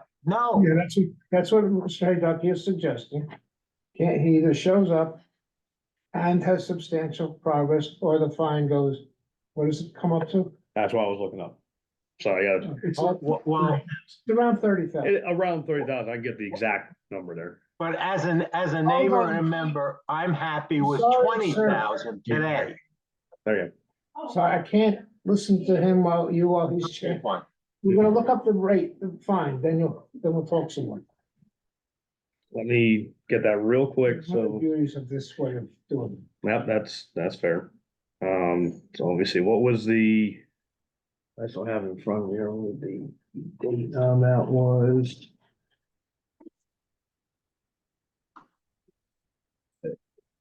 And, oop. Second to would be there. 15, that is.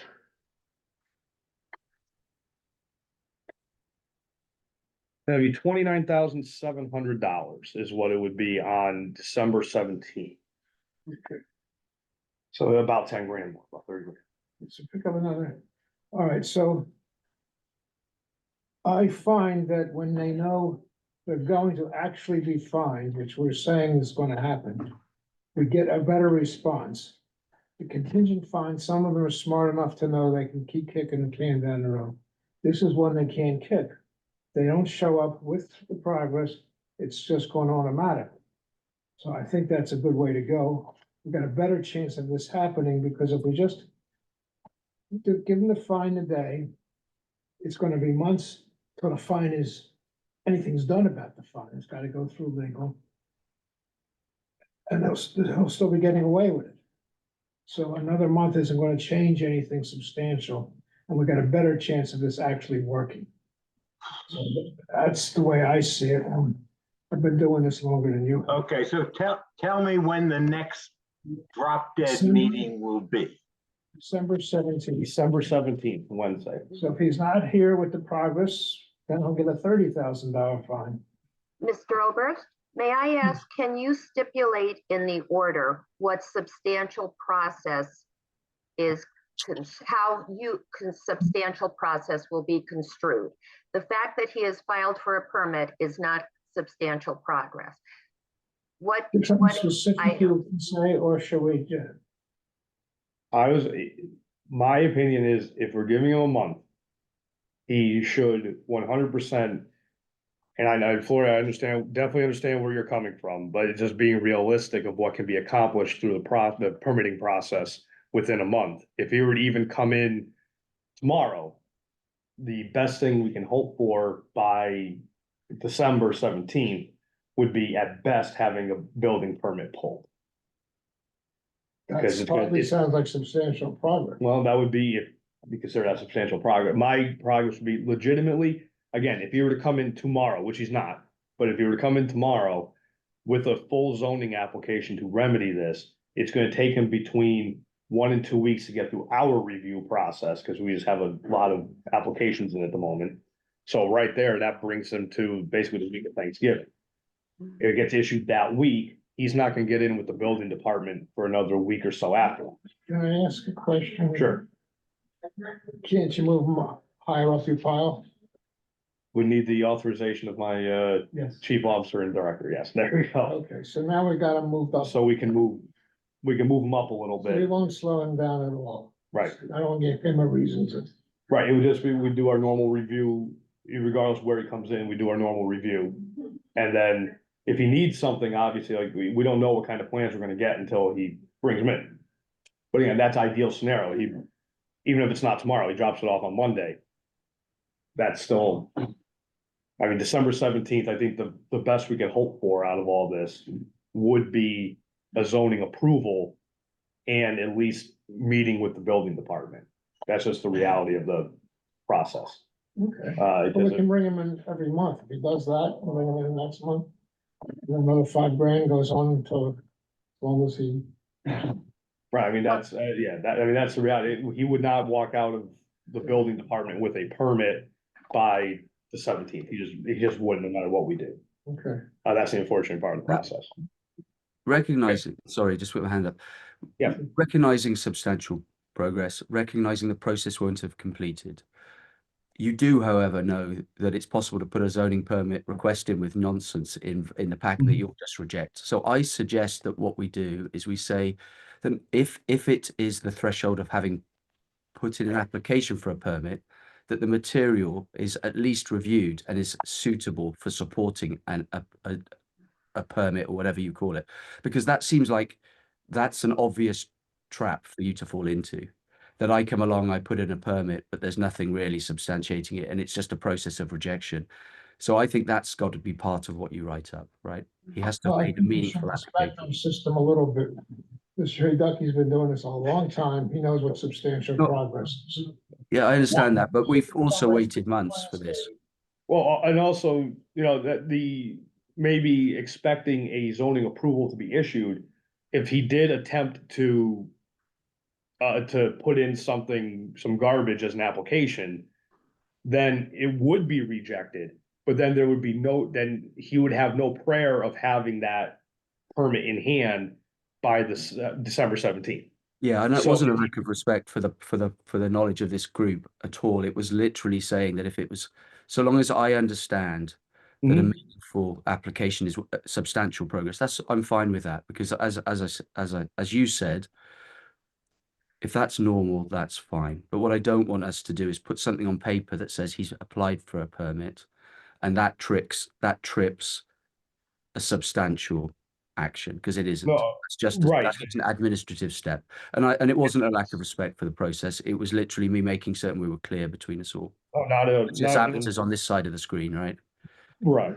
I'd say the zoning approval would be, purely being very honest with you all, is given the time he has to do it, if he were able to submit an application and it was complete enough that we could issue a zoning approval by December 17th, and he's able to walk into the building department, given the extensiveness of what he needs to do, if he were to accomplish that in basically 3.5 weeks, that's fairly impressive. He might have been working on it, right? He might have been working on it. We don't know. For all we know, he could be. I mean, I am a optimistic guy. I hope he is. I would think so. This is just him, playing a game, but Hey. I don't. I would guess. I mean, look, a sensible owner of a property that's caught fire in May would probably have been working with their insurance since the week or so after and answering your questions. But it's not unreasonable that he may have this ready to go in a couple of weeks. But Yeah, there's two sides to every coin. And maybe he is doing this, and he just for whatever reason hasn't shared that with me. I can't. hasn't finished. I like Yeah. to use him before I do drastic things. Yeah, He has an opportunity to be heard, and that's all we can and that's. offer, an opportunity to be heard. And I think that's the good thing about it, it is I think a good idea to have this drop dead December 17th be a thing, because he has it in writing that he says he is gonna be there. And we have, some guidance and some parameters as to what a substantial improvement, a substantial progress is. I think at that point, You could have a lawyer attend you something. or he could get counsel as well. He can always do that. But I think having this here, he's gonna have a hard time, even if he shows up in December, he's gonna have to do something pretty almost remarkable to achieve that. Excuse me. May I suggest that, given that you all understand and know both the terminology and the process, this homeowner may not. And when I was asking if you could be more specific in your stipulation, I was thinking about it from the purpose of educating the homeowner to That's a all good the point. steps. All right, let's see what we can creatively come up with. I like it. Yes, that's very good. Okay. So I think what you should have done by what would be considered the substantial progress would be submitting professional scaled architectural plans.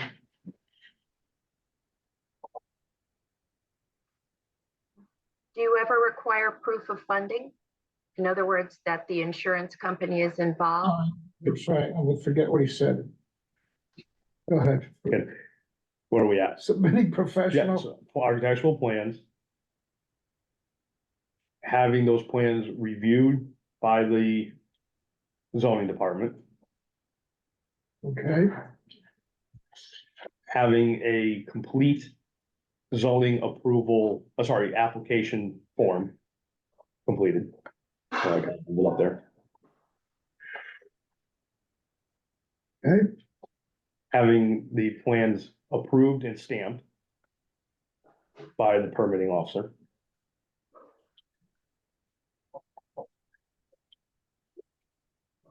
okay. Having the zoning approval paid for.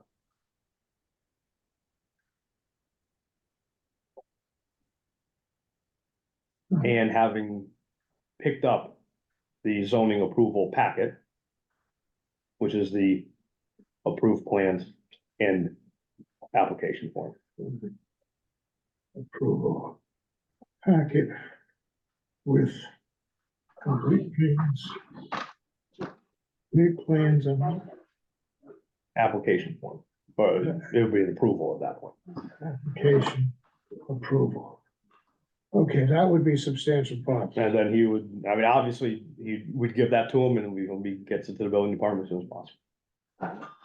You're gonna convey that to him? So Yep, I'm gonna write an email, it's gonna go right into and it's all gonna be on the decision form as well. And he can always not do anything else, and then It's always a it's possibility. gonna cost me $5,000 a month, everything. Okay, That so lays that my concerns, by the way. Thank sounds you. like he should understand what we want. All right, also appear, And the pier, yes. also appear at the hearing. I'll just say appear at the hearing, lawyer knows what that means. Flory, to answer your question, about insurance and things like that, that's actually not zoning, that is building Okay. department. So that, once he gets to our department, and that's at their discretion as well. Thank you. Yep. Okay. Sounds like he should understand this. Hopefully, I put it down pretty good for him, so Yeah, all right. it should be pretty That's what straightforward. we want. Thank We're you. gonna, we're All gonna right, do thank that. you all. right. Okay, anybody else? have anything? Anybody else going once, going twice? All right, so now I'm gonna put. All right, thank you, everybody. Thank you. Thank you. That's Julia. That's Julia. Fusion time of, what's the number? Did you get the number finally? Oh, yeah, right, it is, 29,700 is what it would be. I'm gonna say 29,000. Make it just in easy. case. Yep. 29,000. For. If not substantial progress as defined herein below. Also, appearance at hearing is mandatory.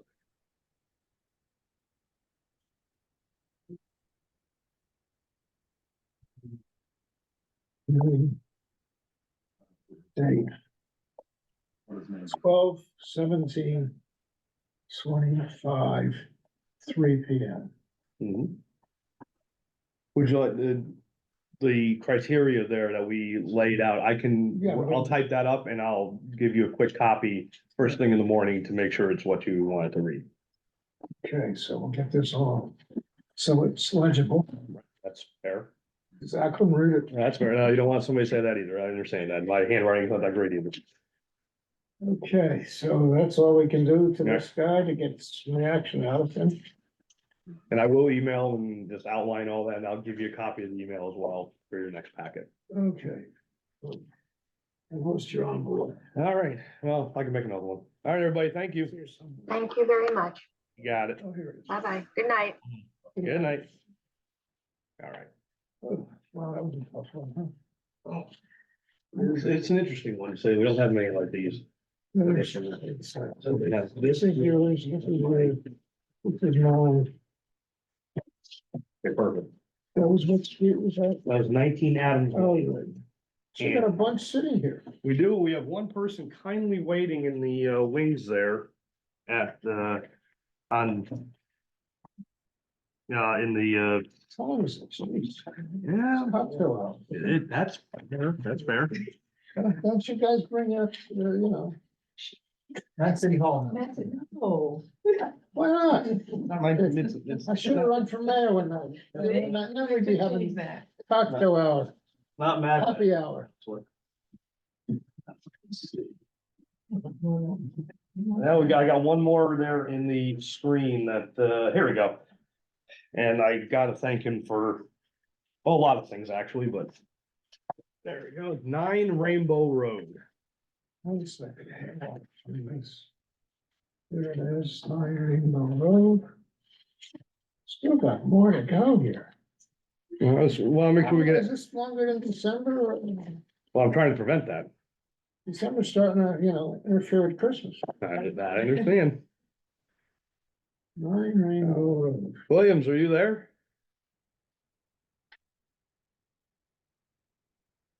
Oh, there we go.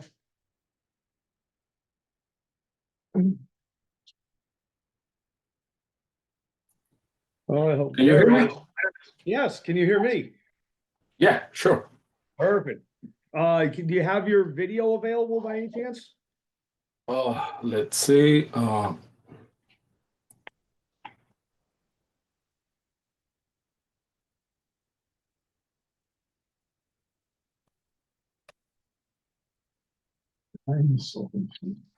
One second.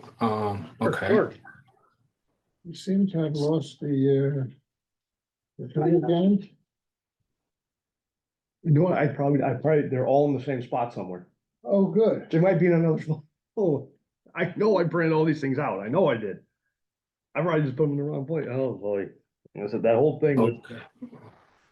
with Quintard Avenue, when I tried, once I hit that, for some reason, Oh, you like that? everything went to hell, during this morning with it. Well, they're still not showing up. What about now? Nothing? Nothing. So, guys, I'll be right back. Okay, we'll try and get you on. The hearing officer is taking a second. Let me, see if I can't get you on here. Okay. Let's see here. No, not that. Not that. I think I've done all I can here. Here we go. Let's try that. Did you get a request to start the video? Okay. Yeah. All right, then there should be a little icon there on your screen. Start video on the bottom. Yeah. So hit that. You just Yeah. gotta make sure your camera's working. That could be the biggest problem. Integrate with cup.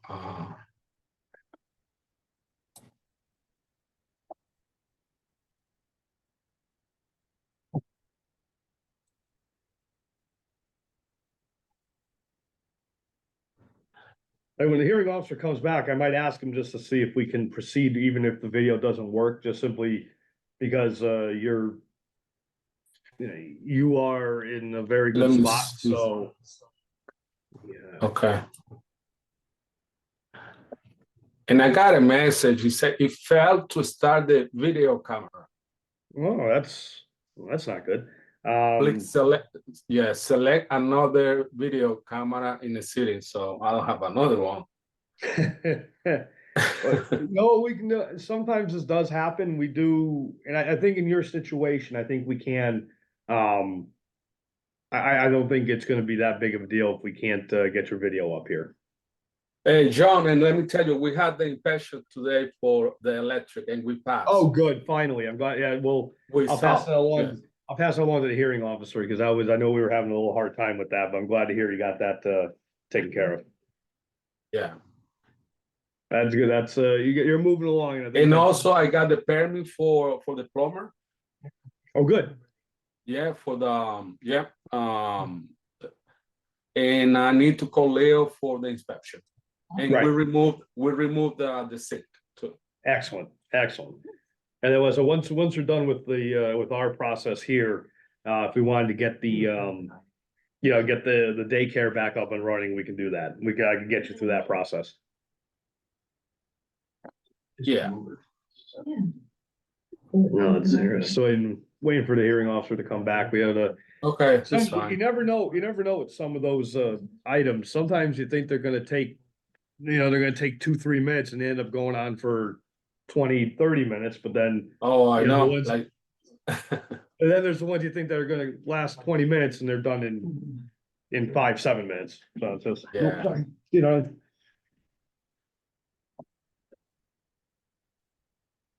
Well. Let me see, what do we have last?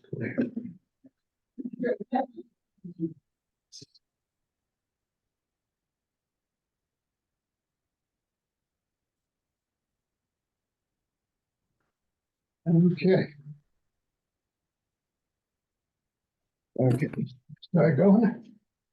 We can't quite get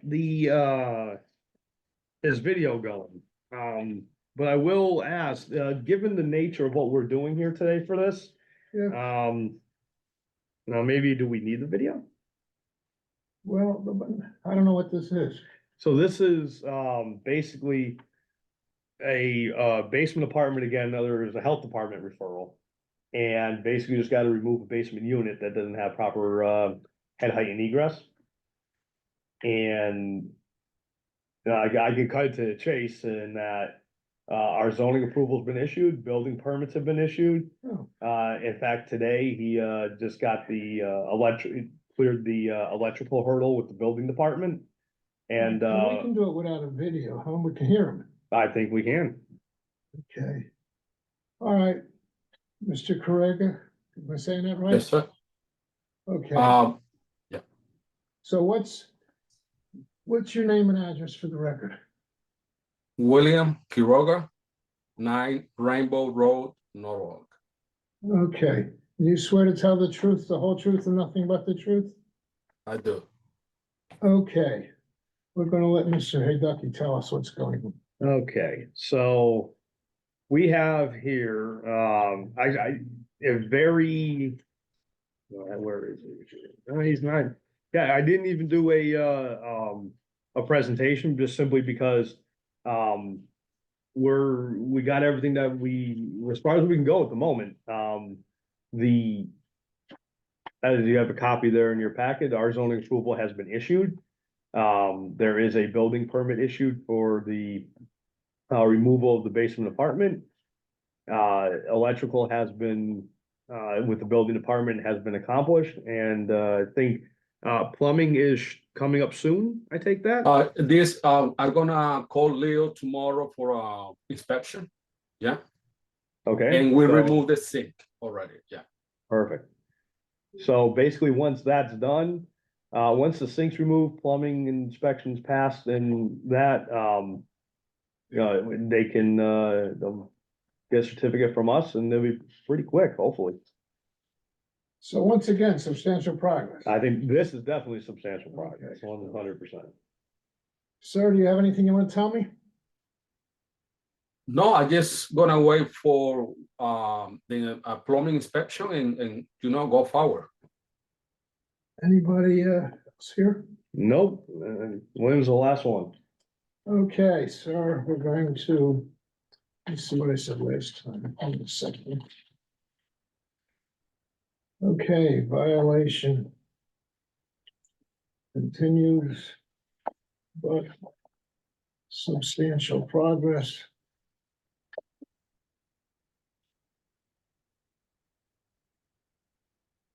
I'm fine at this time. Why are we continuing this to? You know what, I think, Not to December. I think what we could do is, there's no fine, there's no contingent fine, right? Right, nothing. So what we could do, William, what we could do here is we'll continue this to put it on the January hearing. However, if we get the certificate issued before then, it'll still be on the agenda, but I can be here and just have the Attorney Obers close it Okay. so that you don't have to be here. All right. And anyway, I'll be in contact with you all the time. Right, exactly. You're in. you're I'll be regular. updating you so what's going on. We're gonna start charging you a toll every time you come in. Mm-hmm. What's the date in January? The 21st. 2020, 21, 1/21, 2026. Okay. Oral notice, I'm giving you notice now, we're not sending any more notice, Right. okay? Any Right, so questions? if you get that certificate, William, by then, like I said, I'll just bring it on the 21st and you'll be closed out. Yeah, perfect. I will do that. Sure. All right, thanks for putting up with us and hanging out there for a little bit. No problem. Thank you so much. All right. Take care. Have a Have good a good night. night. Take care. Bye.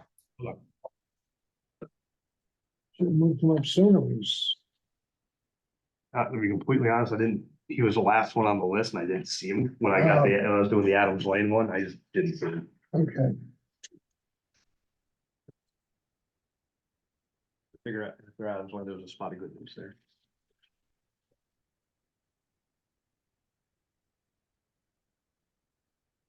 Okay, we got a few more.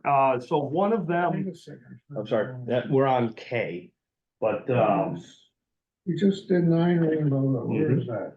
yeah, and we've done the rest of them all the way through to 11 Fulmar. I don't see 9 Rainbow Road. It's, Let me see a page. it's on the Where's the second page. agenda? It's D, second page. 9 Rainbow Road, okay, I agree with you, what do I have to find? So 11 Fulmar, actually, I am going to ask for a continuance administratively because he is, on on the cusp of being done. He just needs his final inspection. This is one where he just expanded his driveway without getting a DPW approval. You got something on your sign? No, I didn't. And that- Okay, well, I guess continue with that. There we go. There we go, look at that. There we go. Yeah, so that one there will continue, and then, We continue it to January? we could do the same thing that, Yeah. yeah, instead of January, and if he gets his, Yeah. yeah, there's no fines or anything on it, so I can do Right. the same thing I'm doing for William here. Good. So I'll just put that there Trying to get too. efficient. There we go. And, Unless you get paid by the hour, I'm just, I mean, so we'll bounce down just to, this, maybe we can do this on the, we have it on the record here and take care of it. So we have on the agenda 57 Clinton. It's the last one. So two issues here. One, the knuckleheaded deputy zoning inspector, put the wrong date on the citation. So, they wouldn't be here and they're not being heard today. But this one is a very, let's go popular one. Have a lot of interested parties, neighbors, entire neighborhood interested in it. So what I was, they're not here. well, no, but what I'm saying is I was for this item, Uh-huh.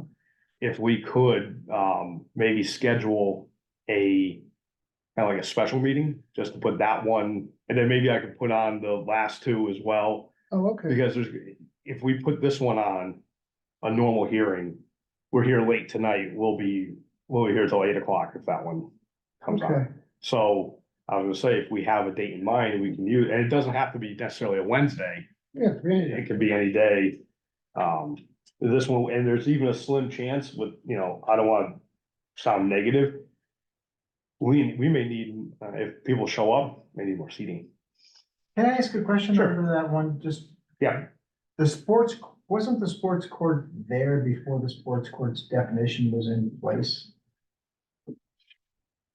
it was, but we never documented it as a sports court. We said they had, a large tent that they were using for Yeah, I remember all service the of other. food and all that. stuff. We never documented them because we didn't have a definition for it. We had nothing to call it. So the violation is just they didn't get a permit for the, They never got a permit for anything on the But- property. do we have a survey showing where it is?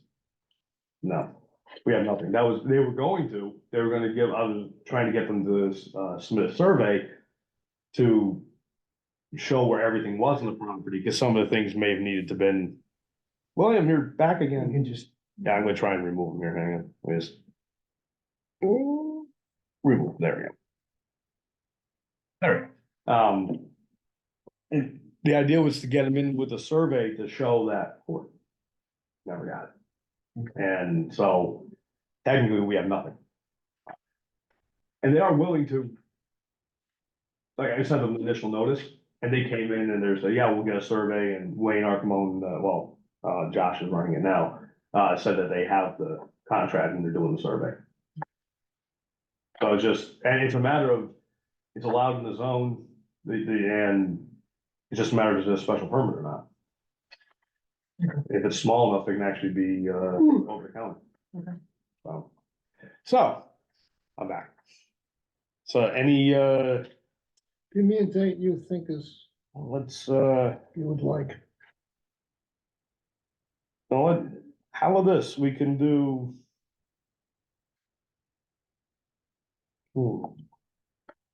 Seeing as it's the only one, I mean, I said, I may add a couple small ones there. We can keep the Wednesday thing going as long as Ian doesn't have his, how about this, how about Tuesday the 2nd of December? I was gonna keep the Wednesdays going, but I'm not sure what Ian's schedule is. So December 2nd.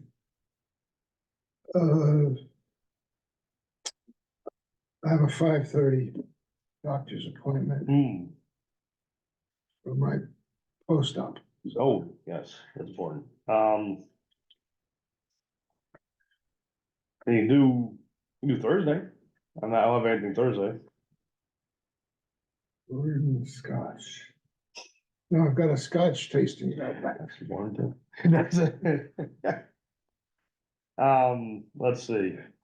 I don't wanna do the week of Thanksgiving because that's. No, I don't wanna do that either. I mean, how does your next week look after that? After Thanksgiving, After, that week of the second, third, fourth? so the eighth is open, the 9th is open, the 10th is open. Oh, we'll do, They're all open. well, let's keep the Wednesday thing going then. We'll do the 10th.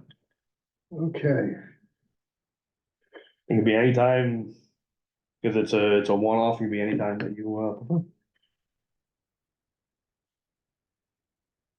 so, but we got a bunch of people coming. It could be, yeah. 4 o'clock, plenty of time. Yeah, and then we just have that one, and then I'll throw like a couple of quick ones on there, just to get them out of the way, so. We do 4 p.m., that works. Okay, So 12, 10, 25, 4 p.m.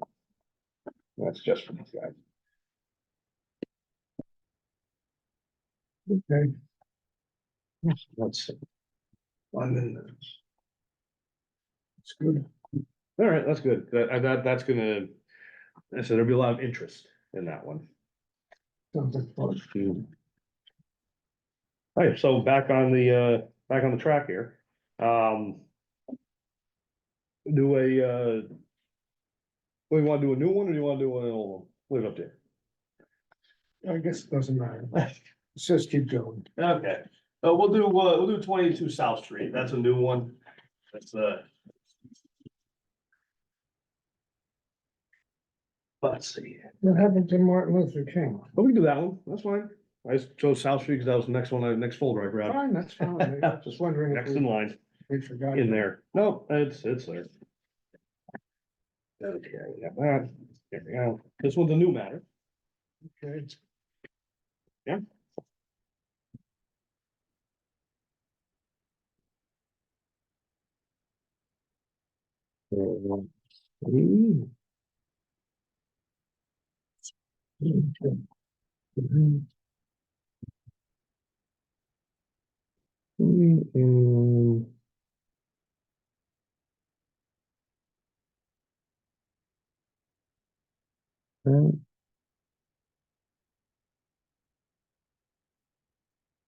Where to go there?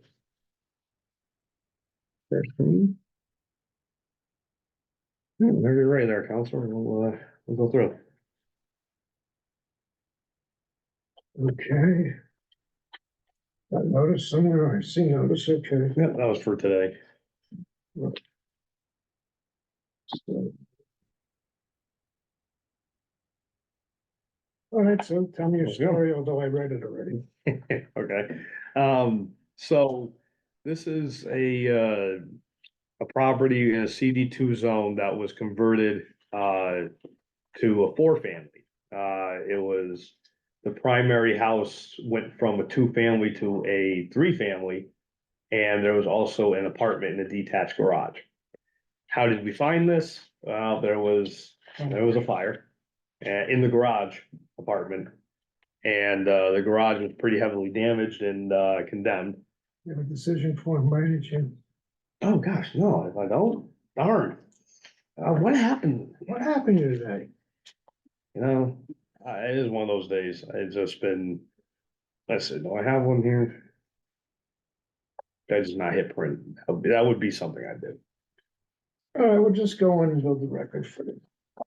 Yeah, I can probably print it out real quick because it's a new one. It's not nothing fancy. So the fire marshal sent his report over on the 9th. Again, this is a 3-family residence for a main unit and a detached garage. The fire was in the garage, but because the garage is on fire, the fire marshal got access to the whole property, went through everything and found all those units. So sent the notice of violation, and the owner at first was very responsive. Came in immediately. He said, I'm gonna get a survey. He contacted Lou Garcia Architecture to do architectural plans. He needed a survey because he was kind of, in between whether he wanted to rebuild the garage or just do parking. And he also wanted to, he's in a zone that does allow for, two-family, so he just has to make the parking work. But he needs a survey to confirm all that. And so time went by, I reached out to the surveyor, that the owner mentioned he had contracted for the process. And it turned out the surveyor had not been contacted or contracted, sorry, by the property owner. So based on that, I was like, okay, that's not good. Sent a citation, with the October 29th hearing date, postponed to today. On November 3rd, the owner informed me that they hired a new surveyor to do the work. Now, I didn't have any evidence of that at that time either. So I sent the hearing notice for today's hearing on the 10th, and that's in your packet there. His newly contracted surveyor said that the surveying work is done, they just need to get the map prepared. So, and they're a few days out from doing that. Just to establish a record here, I got some photos from the fire marshal's office. So let me get it in a little bit here. So there we go. So this is the front of the house as the fire marshals arrived. And here's a wider shot, and there's the garage that was scorched. There's a close-up of it. Apparently the apartment was in the back half of this. Oh, okay. And then this is one more shot. So the fire marshal divided his pictures out into 3 groups. Counselor, you have them all there in your packet, but I have just selected the ones here that are relevant to our violation. So the first thing here is the basement apartment. There's the entrance. As you can see, it's underneath the deck. And once inside, kitchen. Another shot of the kitchen. This is the living space going outside of the kitchen once you enter. Full bathroom. None of this approval at all. Need to take a picture of smoke, non-working smoke detector. Close up. And there's new plumbing in here with no permits at all in the other half of the basement. And so that's that. So then there's also a rear apartment here. You see, here's the back end of the garage that's burnt out there. And oh, there we go.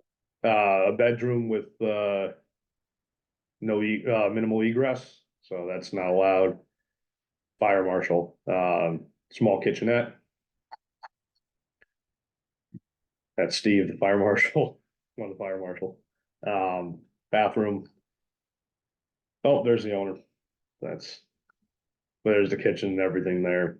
Pretty obvious, an apartment. Yeah. And last but not least, that's just a close-up of the entrance. So at the end of the day, this can be either a 2-family or a single family with an accessory apartment. And he's agreeable to either one of those, but he just wants to get the survey to determine the parking. A parking for accessory apartment is 3 total spaces, a 2-family is 4 total spaces. Oh, So he okay. has to see what and how he can get. So because I have the email now from the surveyor that he got to do the work, I think he will go through with it now. And so he asked if he can have a little more time. Obviously, I'm okay with that. So maybe, again, December's getting pretty thick here. I think if we do, because right now in January, we have 1, 2, 3, 4, 5. If we were to continue this to January, I think we just have to put a stipulation in there that at minimum, building permits need to be pulled. So zoning approval and building permits. Okay. he may not be done with the work at that point, because if he does, does have to do a separate permit, actually, now that I think about it, so it's a good thing to go to January. He has to get a separate permit to demolish the garage. So, that's so if we want to continue until then, I will try and find the decision form real quick here.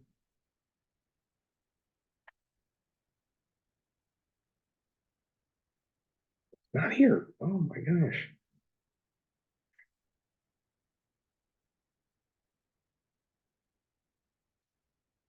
I can do real quick, I'll do a real quick one and hit print. Let's see. Or you could just do it tomorrow and email it over to me. I can email, yeah, I got email the other one over anyway, so, I'll sign it tomorrow. Okay. yeah, that's fine. Okay, now we'll go to 215 MLK. 215, that's a good one, we'll do that. Okay, go. Yeah, I'll take that.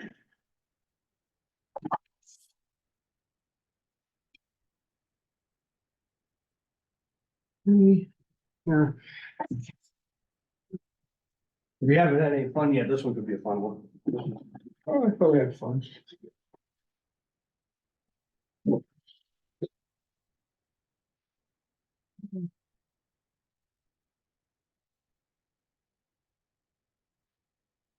That is, oh, very good. So, we have here. Let's get the. Let's.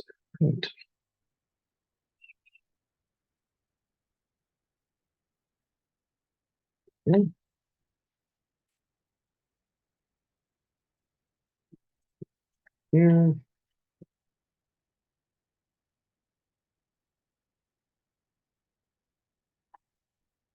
Pretty good service on these two. Well, this one was, like I said, that's what makes this one fun, I think. So basically what happened here is. So the owner of the property, 215 MLK, is in North Carolina. It's an LLC.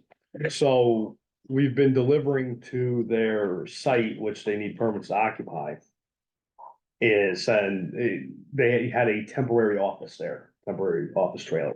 Right. And that's where we've been delivering our meeting notices to, in addition to sending certified mail down to North Carolina. So Constable Bondi goes to do the service, and the temporary trailer has been removed. So he comes into our office, we do a quick search, and I will actually put this on the screen for everybody to see. If you type into Google, 2 men and a truck, Norwalk.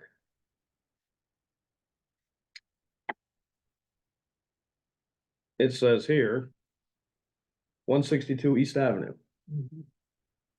So Peter, or Constable Bondi, I should say, sees this and goes to make a delivery at 162 East Avenue. There's nobody there. He goes in and he finds somebody at the front desk on the second floor, and they had no idea what he was talking about. He was like, no, they're not here. So what Peter did was he brought it back to me saying that, I have nowhere to deliver to. They have no receptacle or anything I can put the notice in to even abode service at the property. And that may not even be okay, but at least it was something. So notice for today's hearing is probably not substantial, not substantive, but I don't have an answer. Well, Unless we get LLC has to have an agent for service. in Connecticut, let's see what they got. They should, you're right. And let's see, what's the owner here? What's the owner again? Weird LLC. It is Capital Property Group Holdings.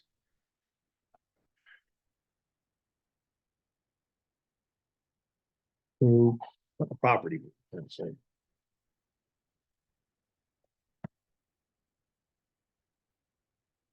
How about the Wilmington, North Carolina address? Well, we do send certified mail there, but the issue is we don't get them back. We get them back like a month later. Sometimes not even not even signed, it just gets returned as undelivered. So nobody's taking it, it's a, I hate to say, it's a classic LLC game. And they're playing. Here we go. Oh, this isn't even it. No, it's, see, they changed, this isn't, Capital Property Group Holdings. I can put holdings, but I don't think that's, let's see here. Typically, if it gets, you've done this before, if you get too many words in there, it spits back, yeah, nothing. Let's see. Hate to try this, but.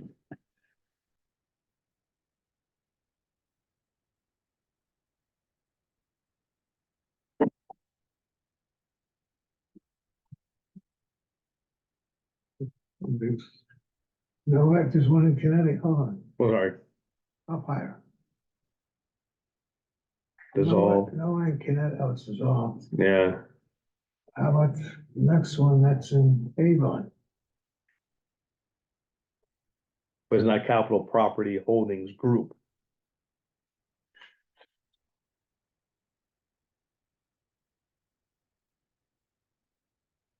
Capital Property Group Holdings.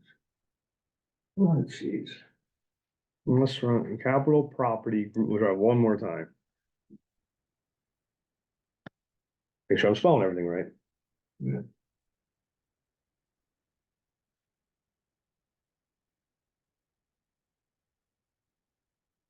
Nothing.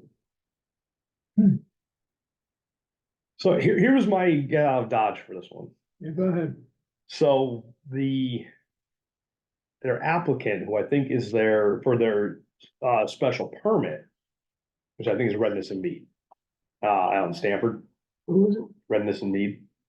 They're our surveying architectural Oh, okay. firm. So they applied for a special permit from the zoning commission, and they got it. They just got it in mid-October, I think. So they just need a zoning permit. Somebody's gotta come in here and pull the zoning permit to start the building permit process. What I could do with that information is I can contact Redness and Mead and see if they have a contact for the business. Now, it may not be the owner, but maybe maybe it could be the franchisee, something like that. Something we can get noticed. Something we can do. So I was gonna, even though we have a ton on there, I was just gonna kick this to December to try and see if we can hunt down somebody. Yeah, Because if that trailer not there and taking Peter's word that they're not at 162 East Avenue, I'm sure they're not. they're not. So I don't know I'm kind of at a loss here. So I think that's our only way out. All right, So is to kick it to December. yeah. We'll see what happens. But the good news is they did get approval. So at least they hired a consulting firm that was able to get them an approval. I'm just gonna say continue to sell it. Yeah. Or just, I don't have notice, I just don't even. Right, I don't think there's any There's nothing for me to proper do. notice. There's nothing we can, the only thing we could, if somehow my plan doesn't work, I think the only thing we can do going forward, I just gotta start sending the North Carolina address notice like 3 weeks in advance to get it back, because we just don't get them back. That's the problem.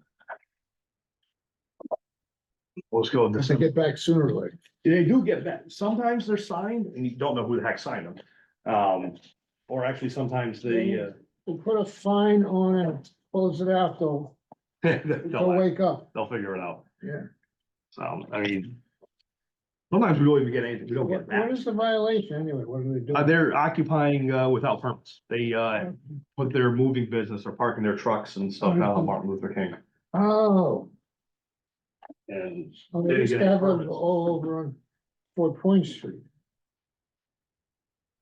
Yeah, they were. They were there. Yeah, they were on Van Zandt. Yeah. Yeah, they were kind of all over the place. And then I think, Win Baum kicked them out of 25 Van Zandt. I saw them there. Oh, they were back? There were a couple, yeah. Oh, maybe they're back there now. I never thought that. Cause he did kick, that's how they ended up in Martin Luther King, because when gave him the boot out of there. So. Okay. We have to hunt him down a little bit. Okay, last but not least. 43 Strawberry Hill. What happened to Clinton Avenue? That's what we're gonna do, Oh, I got you. the special meeting Yeah, there. I got you, okay. 43 Strawberry. Oh, 43 Strawberry Hill, that's the last, that's the easy one. That's an easy one there. That's fine. That is a very easy one. The property owner contacted me today. She was out of state for a month and her tenants just told her about it. Okay. She said that they have removed their trucks as of Monday, so I can go out and see if they're done. So I was just gonna. I was just gonna go by next week and see if they're, Oh, I had them on here because I sent the note, I sent the citation. I had to put them on here, but there was just a matter of an overlap between the tenants getting it and then, so I think, okay, so let's let it go. That's fine. I think we can, actually, I wanna say that close to that 5-day period that they give us. So it may be legitimate that we can't do anything, All right. so. That's why I put that one in Clinton last, because it's like, yeah, okay, we can just wind out with that. All right, excellent. So with that, everybody, thank you for Wow, entertaining us for about 3 hours there. We will see you on December 10th for a special meeting, and then our regular meeting will be on December 17th. Take care, everybody. So end it. Come on. There we go.